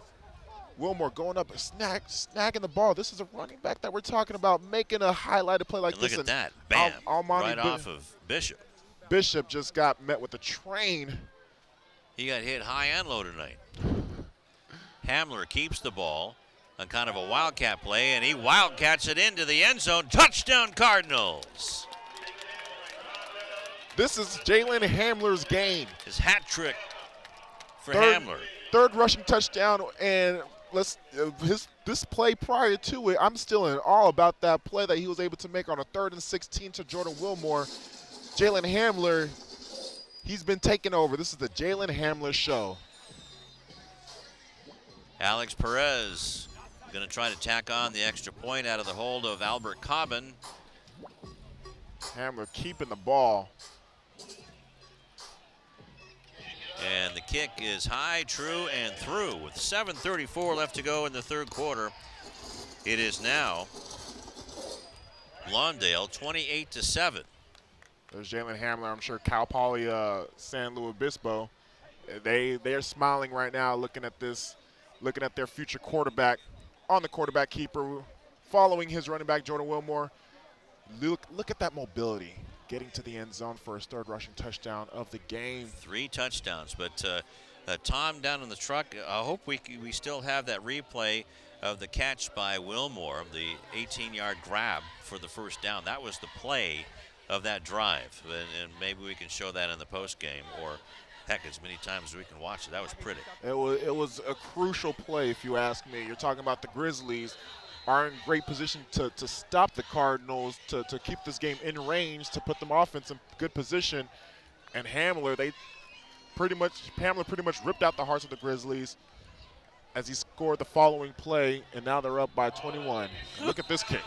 Did that go through the uprights? I believe. If I think that went through the uprights, that's the 2nd time in a game where he's kicked it through the uprights. Boy, that leg is impressive. Absolutely impressive from Axel Perez. And now the Cardinals defense, I'm pretty sure they're familiar with this situation in the second half, up by 21 points. Let's watch that kick. But look at Axel Perez. Yep. Oh, or did it just go under the crossbar? I think it just went in. I think he was just short here. We see the ball. Ball is visible in front of the crossbar we see here. Oh, there it bounces right in front of the pad. Let's go ahead. Oh, that's a late hit. Terrence Simon, he knows better. So those are the mental mistakes that Coach Clark was telling Sebastian about. No room for that in a game this tight. It's still a ball game at 28-7. We see Brett Cabral, he's going out of bounds at this point. Terrence Simon, he knows better. He's known for making these big hits, but at the same time, he's also known to being a disciplined player. But we got Lawndale's best corner, McKellisteen, favoring his shoulder. We're talking about a corner that has had 6 interceptions throughout the season, taking 1 to the house. They're losing a key guy right now. So a 15-yard gain, and now Jorgensen, I should say a 5-yard gain, and well, actually a 15-yard penalty, excuse me. As Pinkston makes the tackle, but Jorgensen with a 7-yard run. Perhaps a costly penalty right now, given the Grizzlies some life right now, trying to keep this game in reach. They're almost at midfield, and right now the Cardinals are without their top corner. Straight ahead football. 4 clouds for 4 yards in a cloud of dust, as that was carried by Connor Helsius. Then a first down for Los Osos. They're not done. They're not done. They're going to continue to attack, sticking with this formation, being down 21 points, but they're still run heavy. And right now it is very key that this will be a big injury loss if McKellisteen can't go out there. Helsius again gets across the 50-yard line and into Lawndale territory. So far having a lot of success on the ground this drive for the Grizzlies. And this is when a running game can make or break a game. If you get your running game going on in the second half, that's going to keep you very much alive in this game. And got to give credit to Coach Pierce by sticking with this running game despite being down 21. Jorgensen, there's a reason why. Jorgensen gets the first down and a good open field tackle. Or Jorgensen might have been gone. You would have figured that it would have been the other way around, where Lawndale would be wearing down Los Osos. But right now, with that run, that's Jorgensen's longest run of the game. I believe Jordan Wilmore just switched jerseys right now. He's number 21, Lou. Really? Yeah. They just gave Jordan Wilmore a new jersey. So over the middle, maybe it was ripped. Speaking of ripping, there goes Bishop as he catches the ball and another first down. Amani Bishop is, he's been out there a lot this game. We've been calling his name out there, whether it's good and obviously whether it's bad through the injury that he went through. But a good first down for the Grizzlies. Hurry up offense at the 22-yard line. And Jorgensen may have gotten back to the line of scrimmage. Let's go down to Sebastian. Hey, thanks a lot, guys. As you guys probably saw from up there, Jordan Wilmore did switch to number 21. The number 1 jersey that he was wearing did get ripped in a play, so he will be wearing number 21. Back to you guys. All right, thank you very much. Second down and a long 10 as Jorgensen, no gain, but now here goes Helsius into the end zone. Touchdown, Los Osos, and I think that Helsius is going to run to Manhattan Beach. He's continuing to running to the shoreline, like you said, Lou. What a touchdown to go ahead and spark this Grizzlies team. Being down 21, key play from Jalen Hamler in the previous drive, but we see them responding back, giving it to Connor Helsius, and look at him just running straight up the middle on the dive, continuing to run off the field. So there you see Hannah Moffitt, and she kicks it up and through. So with 5:08 left to go in the third quarter, it's a 14-point game, a 2-score difference, 28-14 in favor of the Lawndale Cardinals, and a hard-fought CIF Southern Section Division 5 playoff game. I wonder if Hannah Moffitt she has to be part of their the girls soccer program at Nope. the Grizzlies. She's not. She's a club soccer player. That's what Coach Pierce was telling us. And the club coach said, we don't want to play in football, so then she quit. Wow. Well, talk about girl power. Yeah, there you go. I stand with her if that's the case. Hats off to you, Hannah. But, man, credit to Los Osos. This is something that we don't see. It normally when Lawndale pulls away in the second half, they continue to pull away. Los Osos quickly responds back, and they play power football. And this ball is kicked into the end zone, so it will be 1st and 10 for the Cardinals from the 20-yard line. Don't normally see that either. Definitely not. This is going to be a game. This is going to be a fight to the end for Lawndale. Right now, Los Osos putting up a big fight, and their defense right now in a great field position for the defense.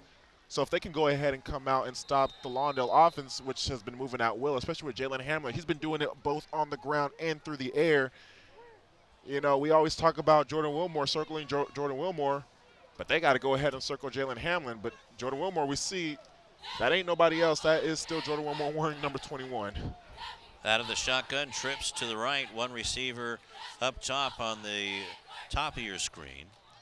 Ball is handed off up the middle, trying to get a hole to open up, but nothing doing.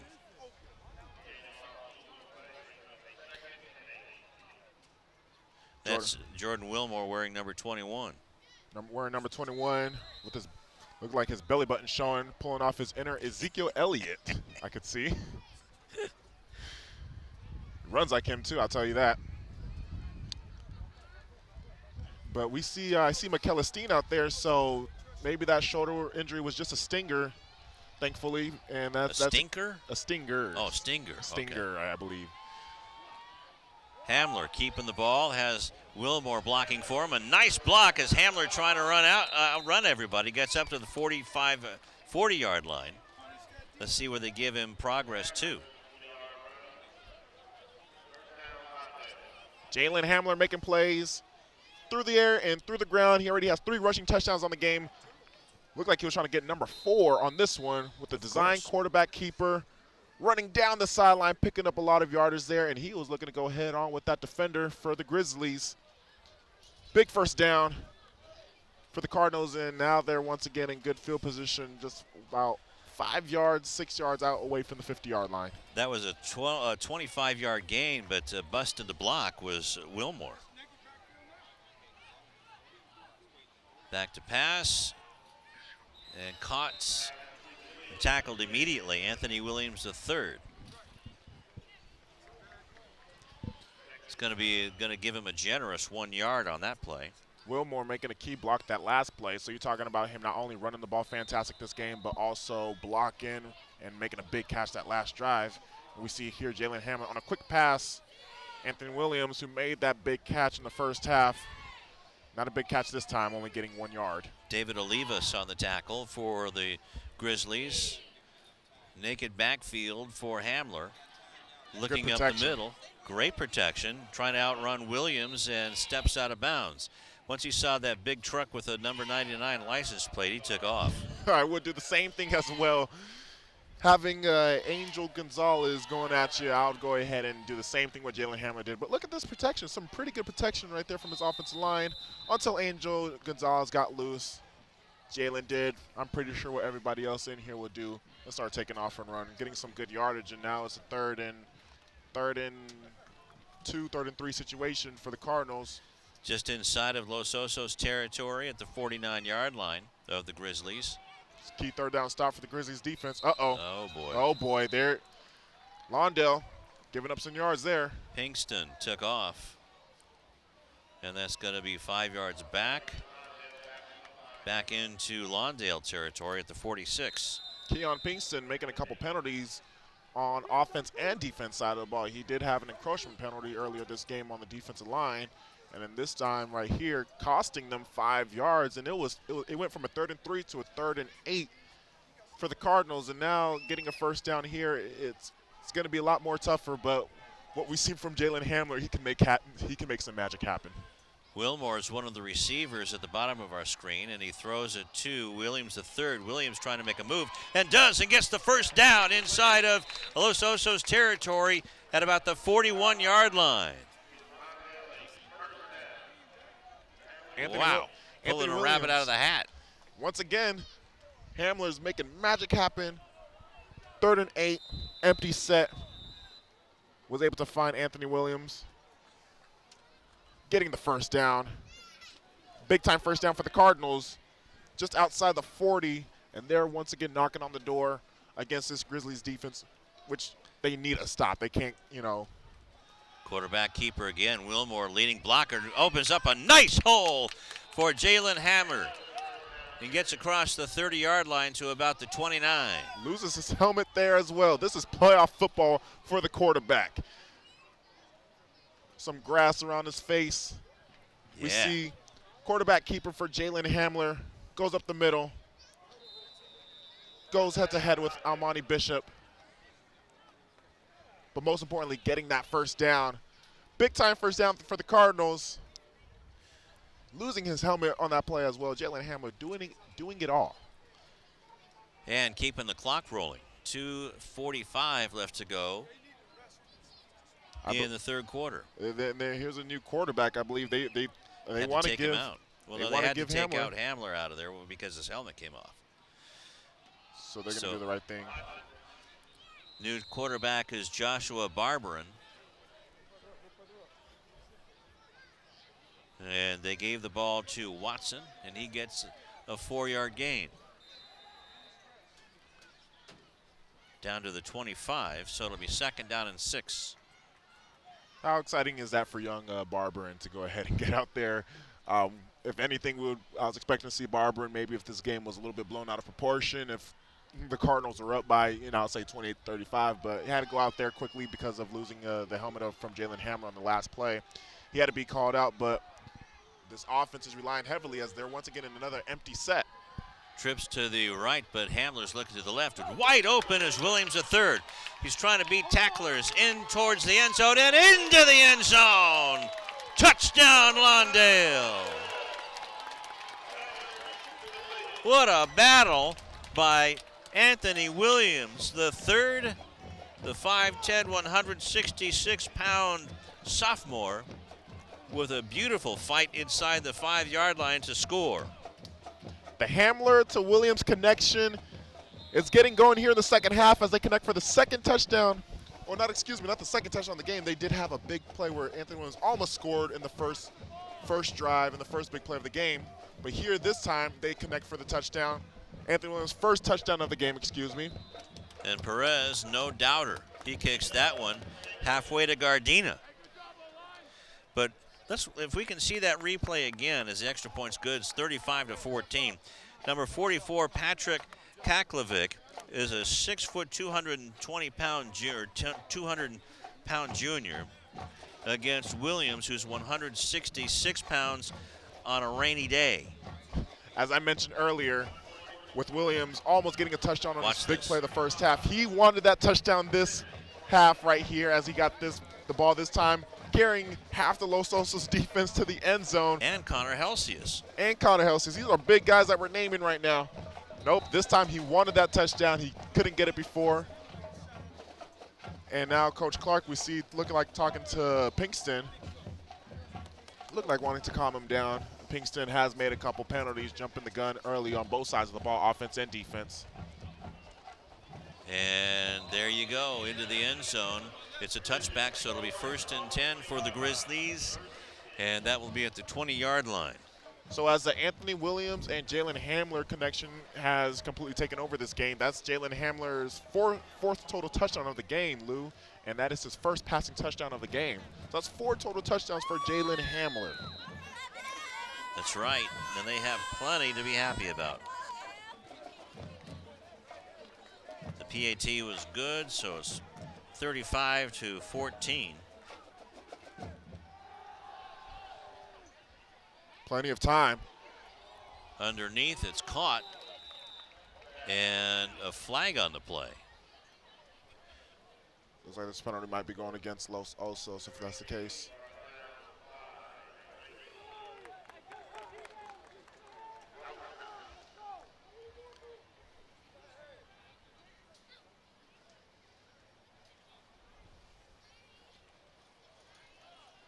Oh, it's going to be roughing the passer against the Cardinals. So once again, the Cardinals coming out with giving an extra 15 yards. They did this last scoring drive for the Grizzlies. They unnecessary roughness at the end of the play, the first play, and this time we see roughing the passer on Brett Cabral, where he had a lot of time in the pocket, and I believe following that throw he got hit, and that there was really nobody around him by the time he threw it, so that might have been some unnecessary roughness against the Cardinals. And once again, the Cardinals, they don't do this. They don't ever give offenses free yards. They get offended if they give them 1 yard. Now Jorgensen, though, he's really starting to get better as the game goes on, as he goes 9 yards on that play to the 49-yard line. We see here where Jorgensen takes the carry, goes up the middle, sheds Keon Pinkston, a tackle from Keon Pinkston. Jorgensen, the way he's running right now, you're not going to go ahead and bring it down with just one arm, Keon. Someone let Keon know that, because the way Jorgensen is running this half is very physical. So they give him 8 yards. And I don't think Bach got the first down. No, he didn't. What a great tackle.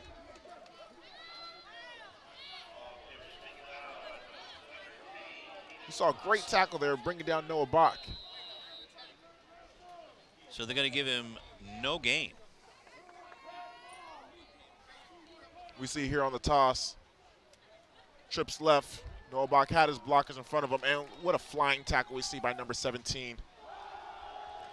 And Jorgensen was tackled by Fahina. But let's see where they spot the ball. That's going to be important. Fahina let go, and Jorgensen kept going, and no. And let's see if Coach Alex Pierce goes for it on 4th and 2. They're going to let the clock run out to the fourth quarter, so they're most likely they're going to have to go for it at the start of this fourth quarter, and it's going to be the biggest play for the game for the Grizzlies here. Jorgensen taking the carry, met at the line of scrimmage from Jonathan Watson and Naki Fahina. I don't think he was fully down, but his elbow did touch the ground before hitting the 50-yard line. Yeah, they marked it. It's going to be about 4th and 1. But on the last Cardinal scoring play, it was an 8-play drive that went 80 yards and covered about 6 minutes. The PAT was good, 35-14. Hamler with his first touchdown pass of the game, and like you said, and 3 rushing touchdowns. Going back to the crucial third down play before the half, Jonathan Watson and Naki Fahina. Look at Naki Fahina getting through the hole, contributing on that tackle. Jonathan Watson taking most of the hit there, though. 4th and 1 to give it to Jorgensen, and no, he is head planted by the defense, and look who's leading the parade, Terrence Simon Jr., along with Keenan Files and Tuli Piloto with the broken arm. Eventually, we had to go ahead and call Terrence Simon's name, but look at Tuli getting in there with the broken arm, disrupting the blockers. And Terrence Simon Jr., he said, hey, I need to go ahead and get in this mix, making the biggest play of the game on the defensive side, stopping them on 4th down. And now the Cardinals have the ball to start off this fourth quarter with a 21-point lead here, and this is where they can go ahead and pull away. Give it to Wilmore. Wilmore, actually, no. It's a play action. It was a play action, and a good read by the Los Osos defense to sack Hamler. That was Jorgensen. Yeah, you're right. Too much dirt on his jersey. I almost couldn't read it. He's having himself a football game, I'll tell you that. I like Kyle Jorgensen. He stood out to me when he entering this game. Was mentioned as being one of the top 10 IE players a couple weeks ago. And I can see why, because tonight he is making a lot of plays out there, both offense and defense for the Grizzlies. So now inside of their own territory, Hamler keeps it, and a little bit of confusion and a whistle. This is going to be against. Is there too much time?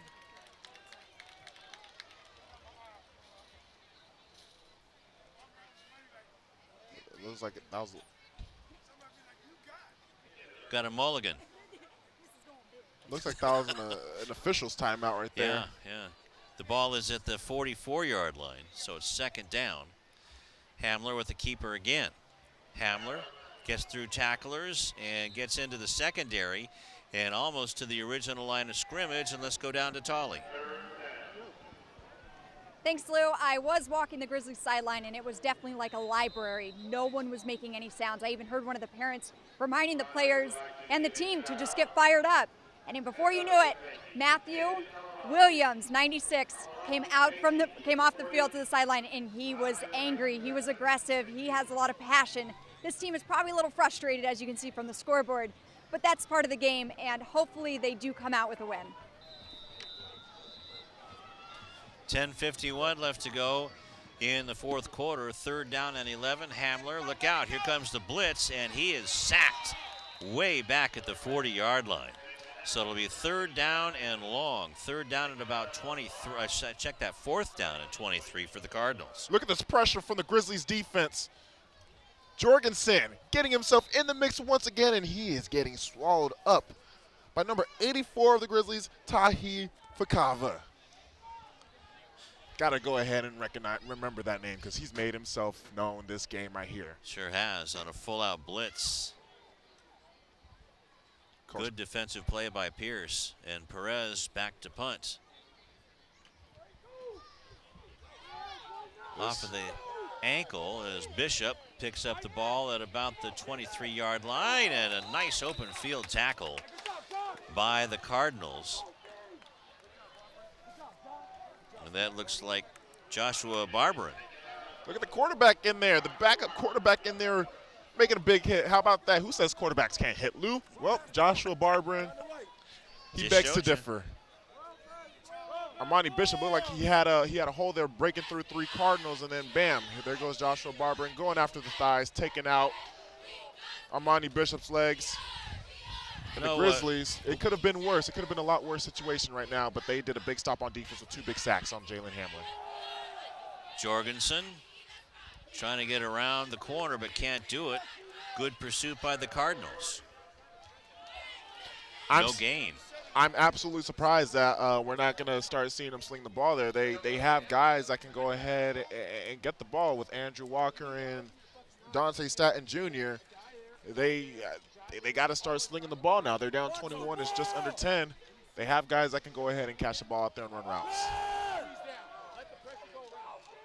A little bit of misdirection and given off to the second running back, and that was Helsius.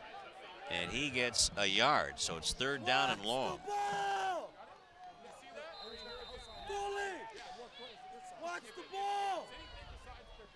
Helsius comes out of the game. Split to the near side is Cinque Jones. Shotgun formation, rare formation that we've seen so far. Looking left, throwing left, wide open, and that's Walker, and that's going to be a first down and then some inside of Lawndale territory. Finally whipped out of bounds by Terrence Simon Jr. As I said just before this play happened, that they need to go ahead and find their receivers. They're down 21. Andrew Walker, from what I've seen so far. Are you hooked up to their thing? Has been, not me, but Brett Cabral taking a big hit actually from Naki Fahina. That was a big hit that Brett Cabral took before connecting with Andrew Walker there on the pass. They're gonna go swing pass to Jorgensen, and what an open field tackle by Jonathan Watson. Man, he's had a game too tonight. Everybody in the Cardinals is contributing on both sides of the ball. This is a complete team that they are right now. The Grizzlies, they obviously have their handful coming into today's game. But right now, they do need to go ahead and start slinging the pass more. And you see them in shotgun formation, forward wide receiver set. And a penalty flag on the field. And that's going to go against Los Osos.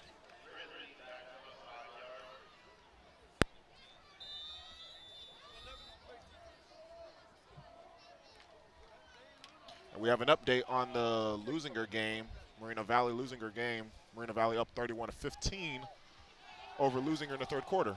Across the middle, it's caught by Cinque Jones in that play that they love to run, the slant across the middle. Little skinny post. But it's still going to be third down at about 2. Good connection there, making third down very, very manageable for the Grizzlies. It's a big third down for them, as they're going to go ahead and need this first down to get this drive going. Every drive from here on out for the Grizzlies, they need a touchdown, nothing less. Nothing settles for nothing less than a touchdown. C.K. Jones making the connection there. They have weapons. They have weapons. A tight formation with Walker split to the near side, and a timeout called now by Los Osos, as they almost got called for too much time. Want to recognize one of the Lawndale Cardinal moms, Mikhail Esteen's mom, Lavina. She runs the concession stand down there, and she just loves to watch our broadcast on TV. So, Lavina, this one's for you. We definitely appreciate it, and make sure let's not go ahead and give Lou a little bit too much food from the snack bar. Yeah, I need to stay away from that thing. Sure, well, the hot dogs smell good tonight too. It sure did, and gotta love it. Gotta love the atmosphere over here, and from the booster, from the parents, everybody contributing, and you can just see where they all are deeply passionate about their team, about the Cardinals. Their kids playing out there, McKellisteen being a very big contributor as well. Here goes the reverse, and Jorgensen throws up a wounded duck, and it's caught by Cabral, and that's going to be a first down inside of the 10-yard line. Wow, what trickery and what great play design from Coach Pierce. Called a timeout, and he definitely had a play up his sleeve. We see Coach Pierce running some interesting plays throughout the game. I just want to know how many more plays he has like this. Look at Jorgensen making sacks, making great plays on the ground, running the ball, and now he's passing. Versatile player at his best. Ball is handed off to Helsius, and he battles his way down to about the 5-yard line.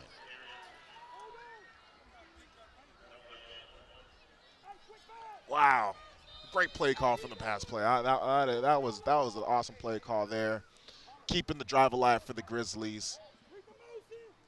Coach Clark making sure his defense settled in right now would be a key stop for them. Cabral throws it into the end zone, and it is caught. Touchdown for Los Osos and Almani Bishop. Almani Bishop. That's a football player. That is a football player that we're seeing right now in Almani Bishop. Talk about heart, he has all of it and then some. Going with the rollout pass, and this is what they've been doing. This is for most of their passing plays for Brett Cabral. He's been very successful with the rollouts, throwing on the run, finding Almani Bishop there. Good vision. Almani Bishop holding it in. And Hannah Moffitt kicks through the extra point, so with 6:11 left to go in the fourth quarter, don't look now, but Los Osos is still making this a ball game. It's 35-21 in favor of the Cardinals.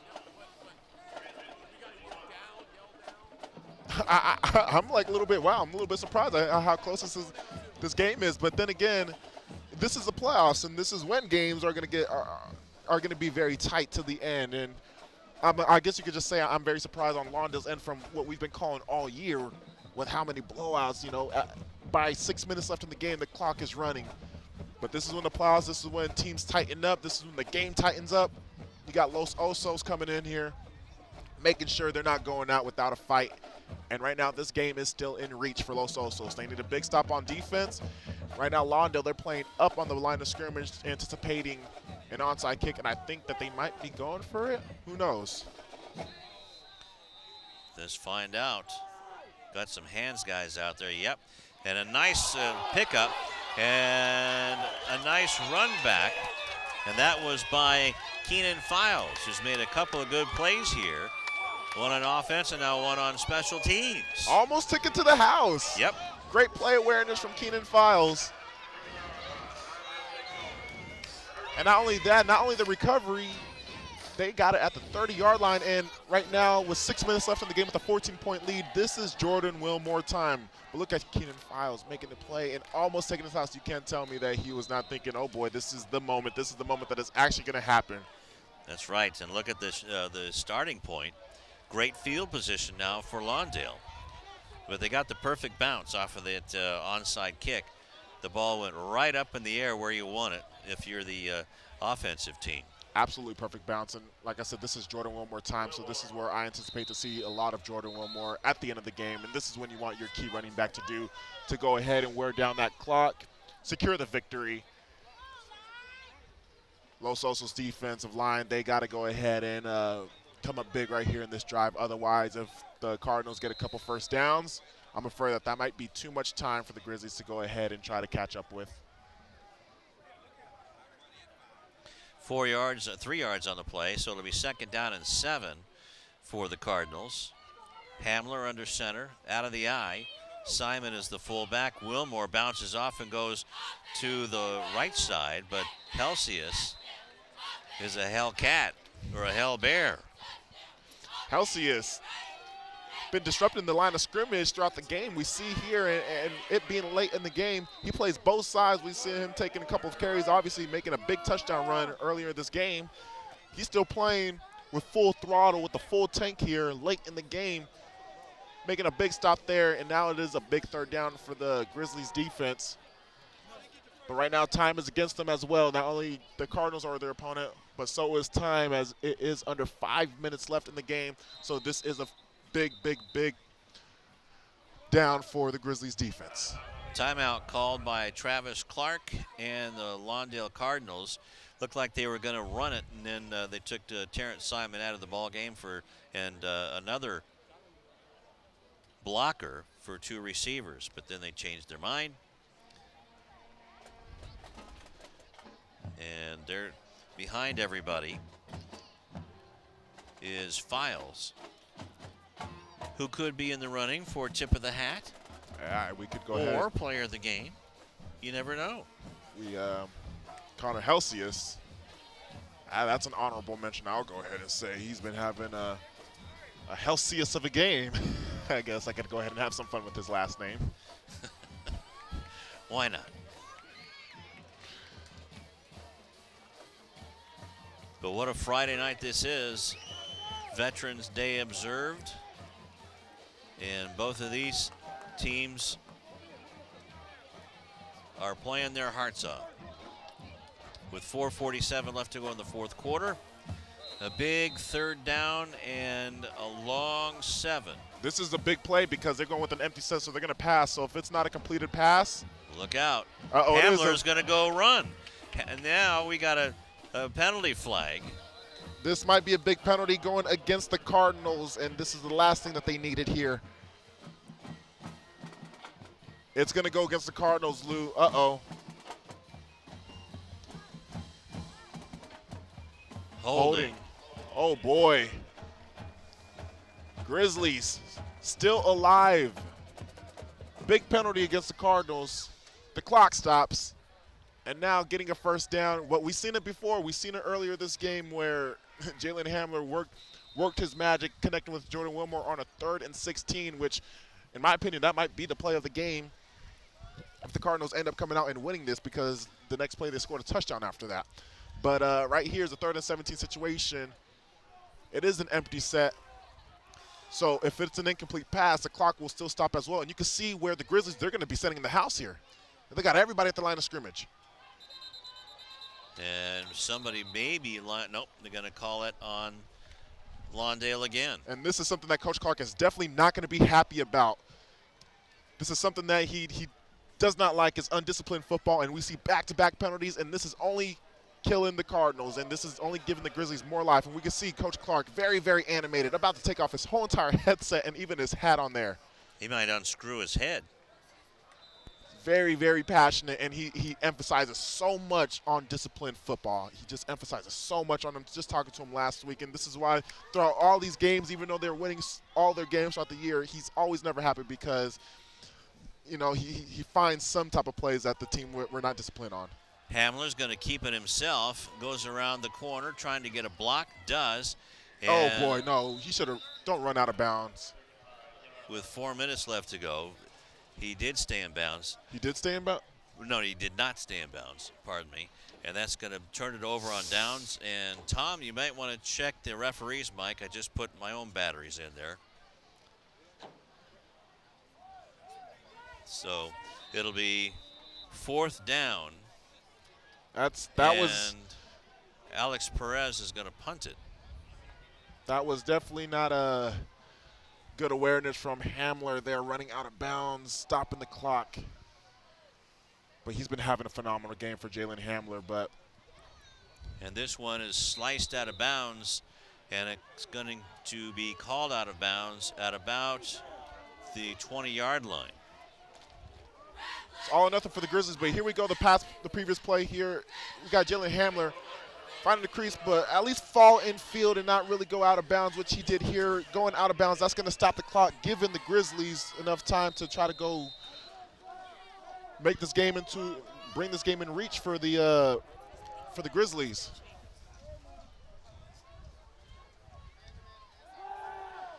And Cabral's going to be slinging it this drive now. And knocked out of bounds is Jorgensen.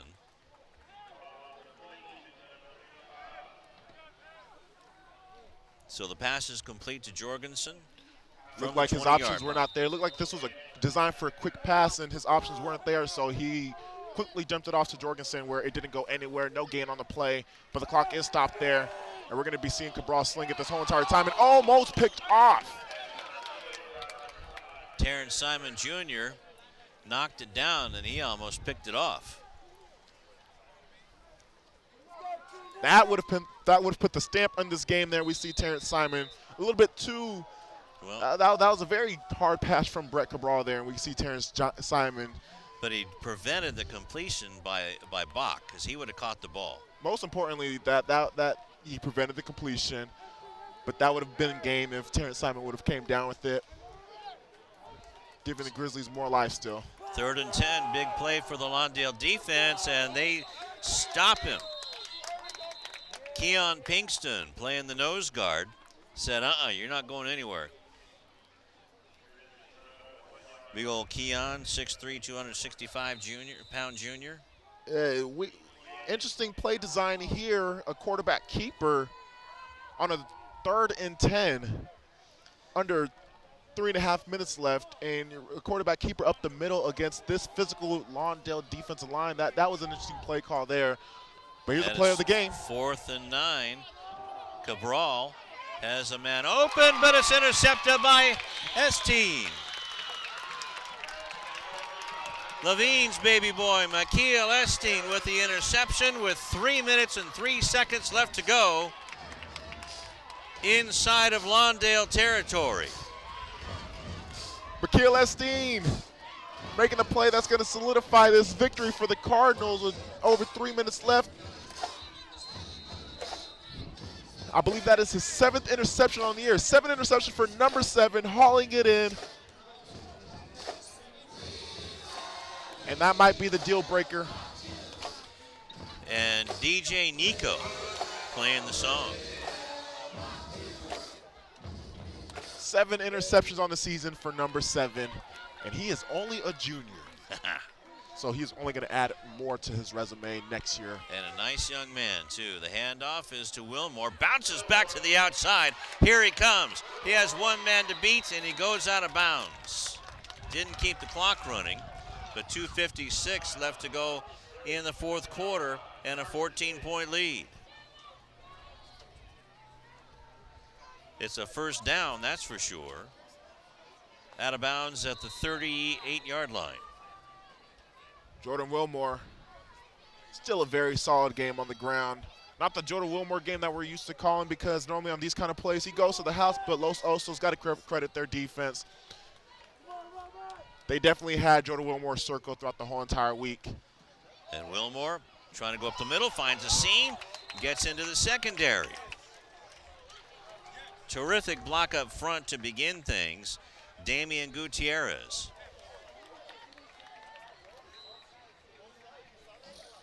Wilmore running up the middle. Offensive line creating holes, taking advantage of it, getting another first down, back-to-back first down carries for Jordan Wilmore. Now the clock is going to continue to run. And right now the Cardinals are on their way to round 2. Fullback is Nathaniel Davis. And the halfback is Jonathan Watson. Handoff to Watson, bounces back inside, still on his feet. And gains, now let's see where they give the forward progress to. It's going to be a timeout call from the Grizzlies. They're pretty much on their last breath at this point here in the game. Watson taking the carry, though. Gaining a solid 3 yards in there. Stopped by the front 7 of Los Osos. And we are just over 2 minutes to go here. Cardinals up 14. Coach Clark pretty much making sure his team is composed and keep his composure. You know, they want to play it safe, run as much time off the clock as they can. This game is pretty much in the game is in their hands. They control their destiny. They sure do. Just keep that clock rolling.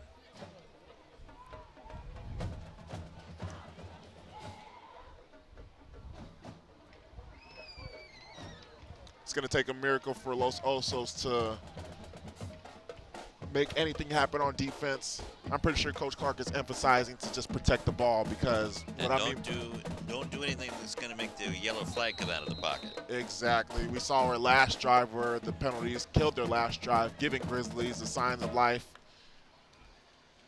Handoff to Wilmore. Wilmore disappears under the pile. And Los Osos, they're still grinding it out, still fighting Matthew Torres with the tackle there. So for a team that hasn't tasted the playoffs in 5 years, Los Osos has nothing to hang their heads about. They've put up one heck of a fight. They put up the toughest fight that Lawndale has faced all year, as a matter of fact. It's the playoffs here. This is what the playoffs are all about. The best of the best is going to be playing here. And right now, big third down for this defense. It's all or nothing. If they get the first down, they have no more timeouts to go ahead and stop the clock at this point. This is the second most points this season that Lawndale's given up. They gave up 26 points to San Pedro at San Pedro, 35-26. So it's the most points given up at home for the Lawndale Cardinals. And a good job by the officiating crew. Let's give them some props. Alex Lee, umpire Paul Johnson, head linesman William Reeves, line judge Ray Hellman, and the back judge Tim McCullough. So a good job by them too. Hamler hands it off to Wilmore. Is he going to squeeze through? And he just gets tackled from behind at the last minute by Jaden Sandoval. Good boy. Hope this stays in your DVR this whole season on City Sports, because this kid is something special. And if everything stays healthy and goes right for this young man, he could be playing on Sundays in about 4 years or 5 years or less. Special he is, and that puts this game in the books now. They don't have no more timeouts left. And Wilmore going for the end zone on 1st and goal, doesn't get there. I won't be surprised, though, if Coach Clark wants to go ahead and get another touchdown on the board before this game is over. He is known to go ahead and doing this. He doesn't take his foot off. Definitely doesn't take his foot off. He wants to continue. He wants his team to play every single minute of the game, despite whether the game is over or not. He wants to make sure his team is playing full throttle. And right now the Cardinals. Wilmore trying to get into the end zone, plowing his way through, and nothing but a flag goes up. This might be a penalty flag on the Cardinals. This is coming from the line of scrimmage, looks like. And normally when it's at the line of scrimmage, it most likely means a penalty unless there was like a face mask involved in there.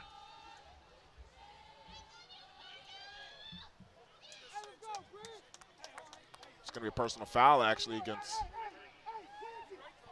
It's going to be a personal foul against the Grizzlies, as a matter of fact. Doesn't matter at this point. Well, my batteries are alive. Doesn't matter at this point, though. The game is pretty much out of reach. Yep. Sure. Well, Under a minute left, and I think the Cardinals, they're going to go ahead and get this extra touchdown here, and they do. And Wilmore somersaults into the end zone for a touchdown, Lawndale.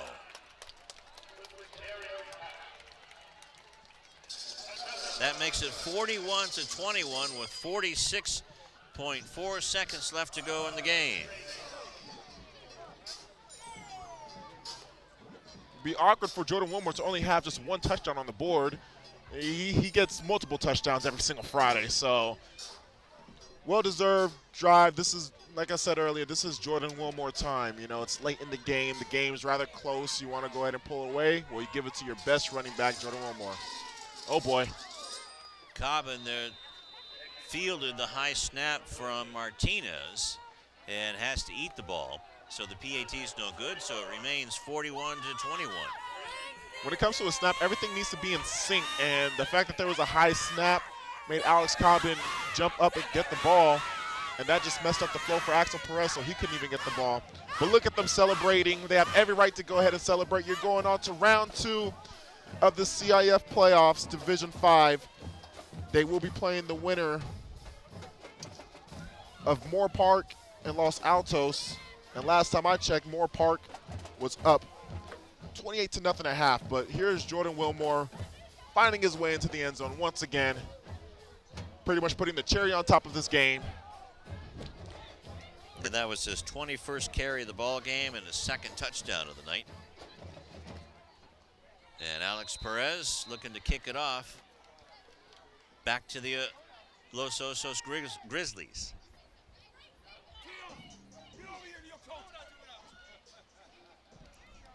And he kicks it high towards the beach. Axel Perez, gotta be impressed by that leg there. Absolutely. And also Hannah Moffitt. I hope she goes on to have a good career. She's only a junior, so we get another year out of her. Speaking of Axel, I heard back in elementary school he was the first overall pick for every kickball tournament they had. Gee, I wonder why. And there you see Cobbin getting sacked by Bishop. Throw over the middle, and it's caught. Should be a first down. Pass is caught by Tedesco. And to go ahead and confirm, Lou, Moore Park actually wins big over Los Altos. Moore Park wins 42-0 against Los Altos, so that's who Lawndale will be playing next Friday. Throw over the middle again, but Bach drops it.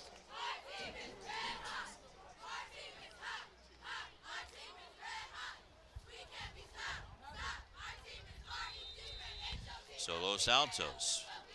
So that's out in the San Gabriel Valley.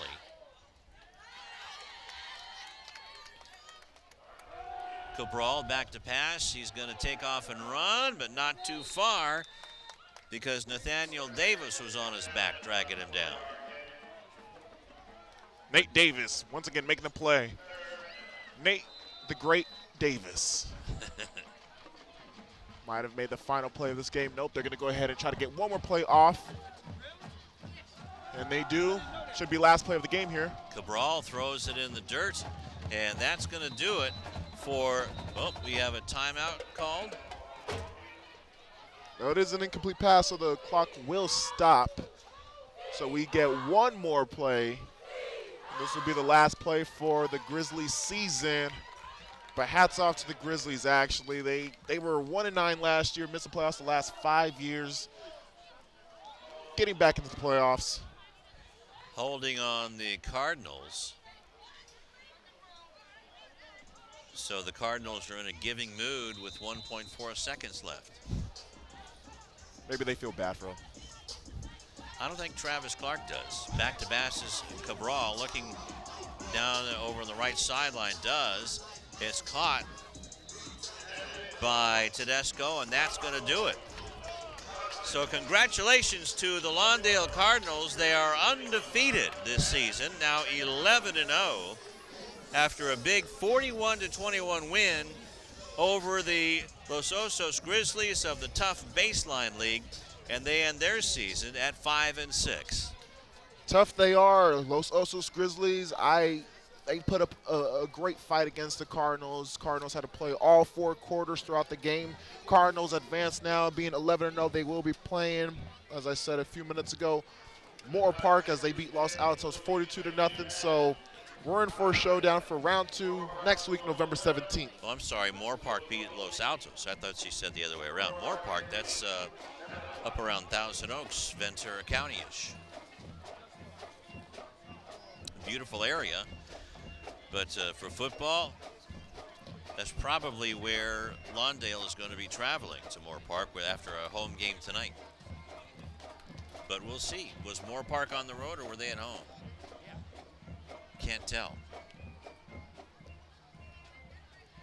You got some good teams in there as well. Valencia versus Chaparral. Try to look up a score on there. Chaparral is also a team from the inland area.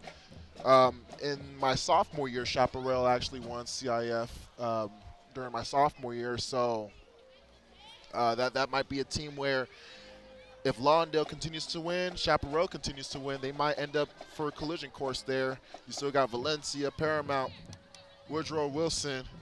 It's going to be an exciting playoffs.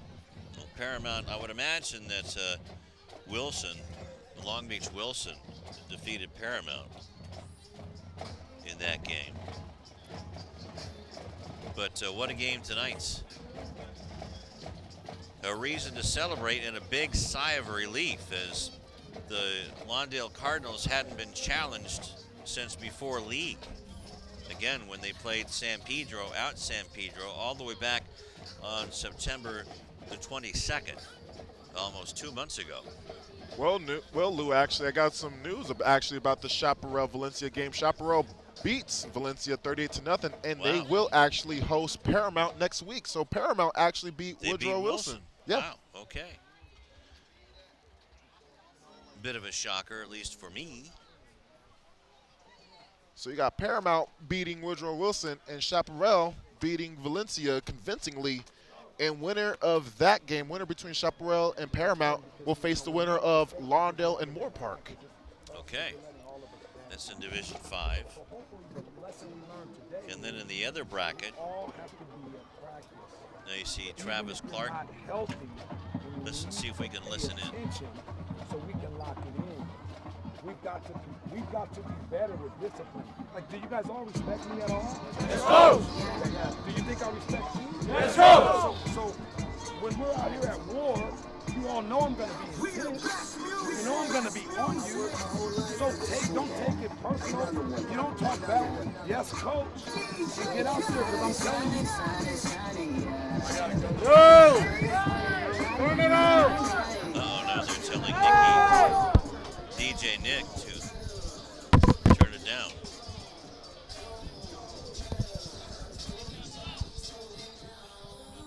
Okay.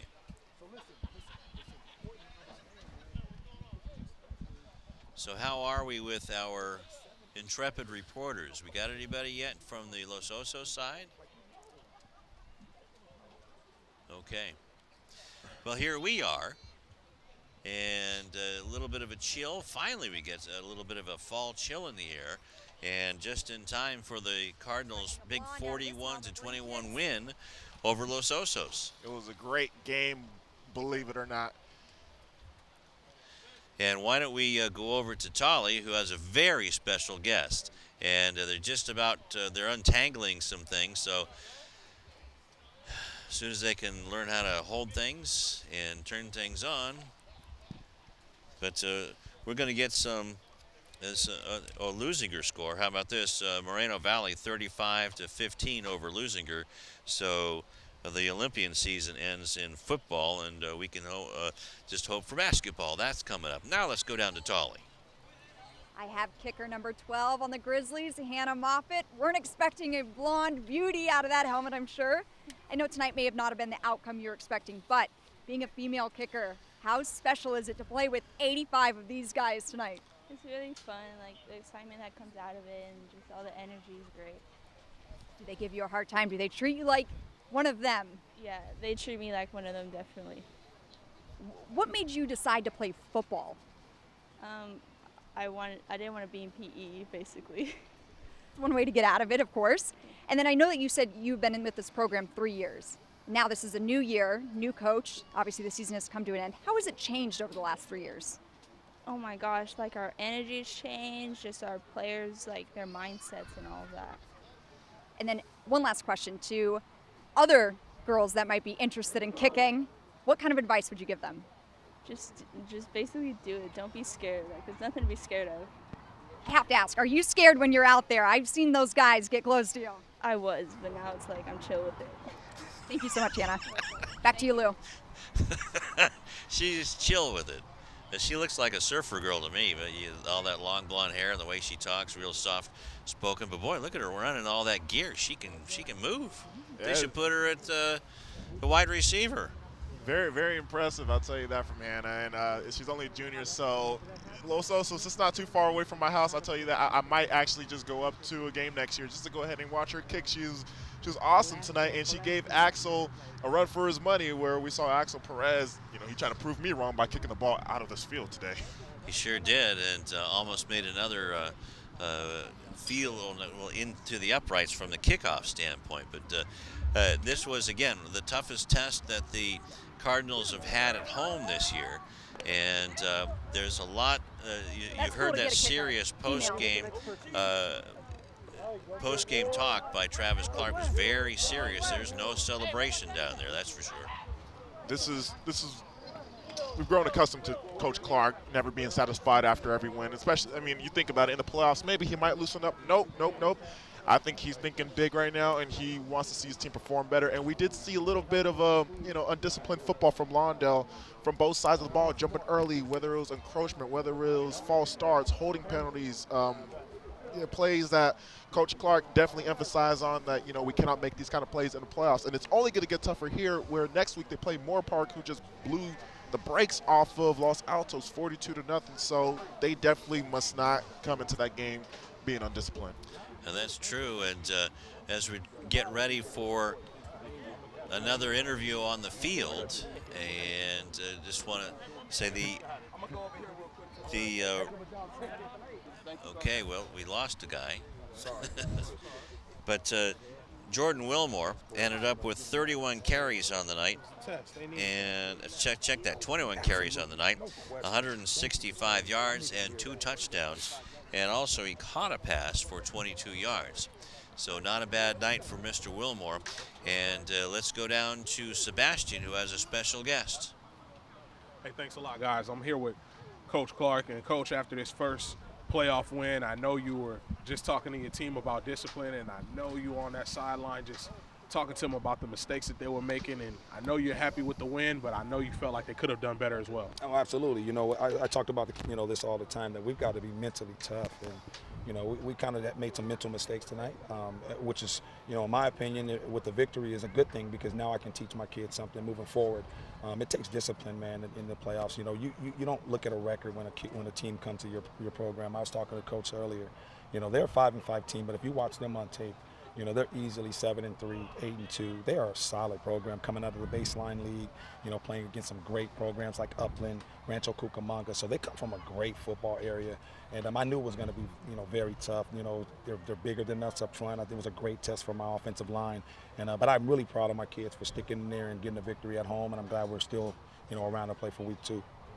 And I know you stressed to your kids that, this time around it doesn't get easier. The only team to put up 20 against you guys, or over 20, was San Pedro this year, and now you're in the playoffs, and you talked about it getting tougher, and you saw that tonight, but you still got the victory. And just talk about how sometimes, guys can, get caught up in the wins and being undefeated all season, and sometimes you think that can go into a playoff game. I've never gone into the playoffs undefeated. I don't know if I like it. We're 1-0 right now. 10-0 means nothing. That's over. That season's over. We're in a whole different season right now. I told my sophomores, you're juniors. My freshmen are sophomores. My juniors are seniors. So, it's a whole new season. We're 1-0 right now. We're not looking past anybody. Obviously, it's one and done, or lose and go home. So, we're going to focus next week, see who we have, go back to the drawing boards, do what we do, get better, get mentally better, work hard, and try to come out here next week and pulling off another victory.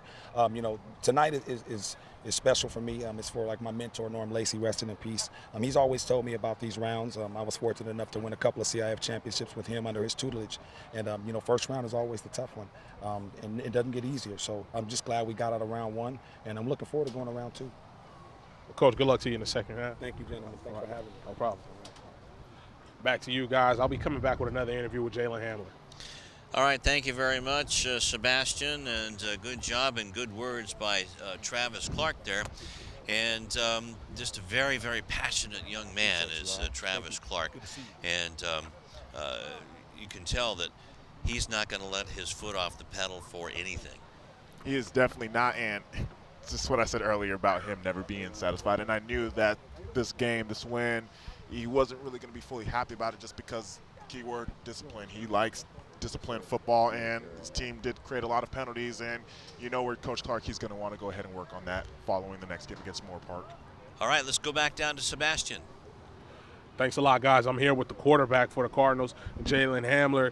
And Jalen, you went out there, had yourself a game tonight, 3 touchdowns. Just talk about what it means to be in battle with these guys finally in the playoffs. And Coach just talked about you guys went undefeated. He said that means nothing. You guys are now 1-0. Yeah, and the playoffs is a different atmosphere. And we got to come out with a different approach every week. Hard work and practice, and we got to get the job done continuously every week. We want to win a CIF, and hopefully we can do that. Every week, you guys come out with something to prove, no matter who the opponent is, and having a lot of the guys on your team that can get the job done on defense and offense. Just talk about how easier that makes your job as a quarterback. It makes it a lot easier, when you have guys on your team that can come out and get the job done. You have to worry about this happening and that happening. We're a great team. We practice hard, and I'm glad my team gets the job done. I see you got that busted lip. It looked like it was a physical game tonight. A couple battle scars there, huh? Yeah, I got it. When my helmet came off right there, it's all right. I'm going to knock that off. We're going to come back next week and hopefully get the W at home. Good luck to you next game, man. Thank you. Jalen Hamler, back to you guys. All right, thank you very much, Sebastian. Good job again tonight. And just looking around for Tolly Anderson, and don't think that she has anything coming up right now. But Darius and I have to figure out who the player of the game is and who the tip of the hat is. So while we're crunching our numbers, why don't you take a time out, and we'll take a time out just to catch our breath on CityTV Sports.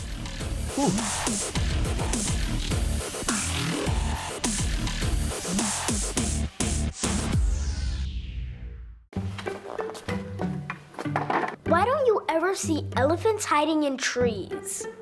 Because they're really good at it.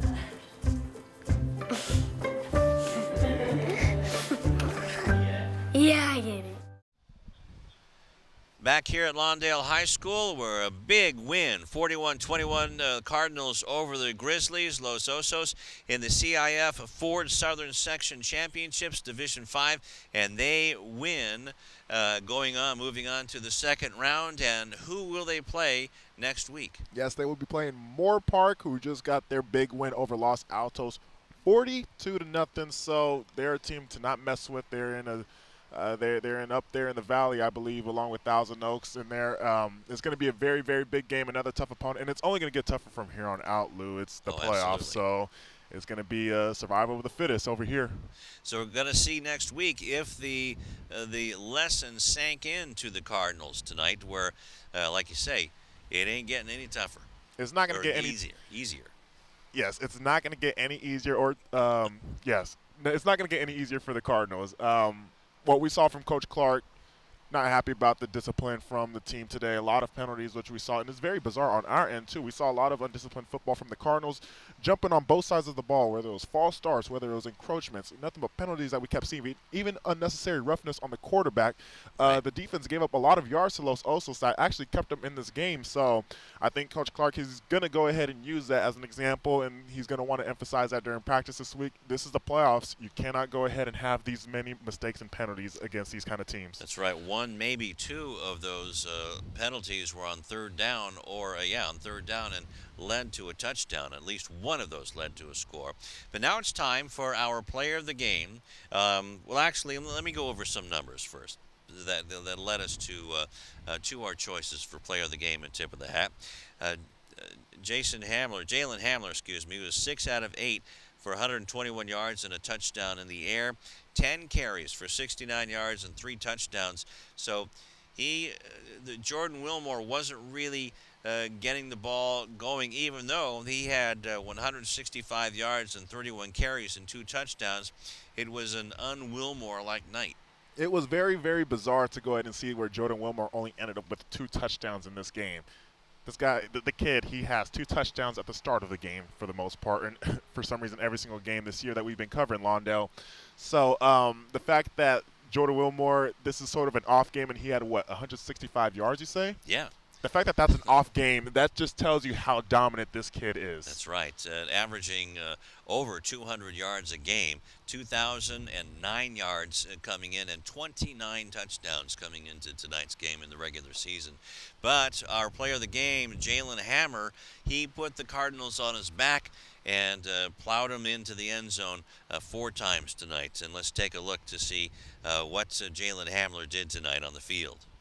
You got to go ahead and credit Los Osos for circling Jordan Wilmore, but right here, they circled Jordan Wilmore, but they forgot about Jalen Hamler. A beautiful play call design from Coach Clark on the quarterback keeper for his first rushing touchdown.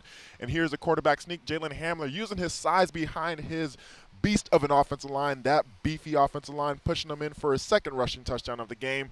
Right here, you can see where he's starting to get into a groove. And here is after time with a big block. Exactly. And here's after our favorite play of the game. It was a big 3rd and 16 where Jalen Hamler used his arm for the completion. They got the first down, and right after that, he keeps it, does a quarterback keeper, comes in for a touchdown for his 3rd rushing touchdown of the game. Led by Jordan Wilmore with the block. And then he had that passing touchdown as well. And the completion was to our tip of the hat tonight, and that is Anthony Williams III with 4 receptions, 95 yards, and a touchdown. And this one, nothing prettier than Anthony Williams, and our tip of the hat for Anthony Williams. So congratulations to Rufus Washington's tip of the hat, Anthony Williams III, and also all of the Cardinals. Axel Perez also had another terrific night, 5 out of 6 in PATs. And, well, the most important thing is the Cardinals move on to face Moore Park in the Division V playoffs in CIF Southern Section, and they're undefeated. They're undefeated, and it's going to go ahead, and they want to keep this. They want to keep this chain rolling. Coach Clark said this is going to be they're 1-0. But they're in a situation where, hey, you lose and you go home. So each game they're playing like if it's their last. He's telling all the juniors, hey, you're seniors now. All the underclassmen, now you're upperclassmen. Coach Clark, I'm pretty sure that he's going to have this team well disciplined now. He's going to coach them up, and he is definitely going to emphasize making sure you keep your head in the game during the game. But we have a special guest here, I see. That's right. Okay, so what was the final score? It was 41-21. 41-21. Who won? Lawndale did. All right, so once again, the final score from the Cardinals' Nest of, why don't we say this? And for Tolly Anderson, Sebastian Spencer, and the terrific award-winning crew led by Tom Strickfaden, along with Darius Jackson and Ashley Calloway. You're not from the Callaways, are you? No. Okay. I'm Lou Stowers saying until next time, the final score 41-21 Cardinals over the Grizzlies. So long.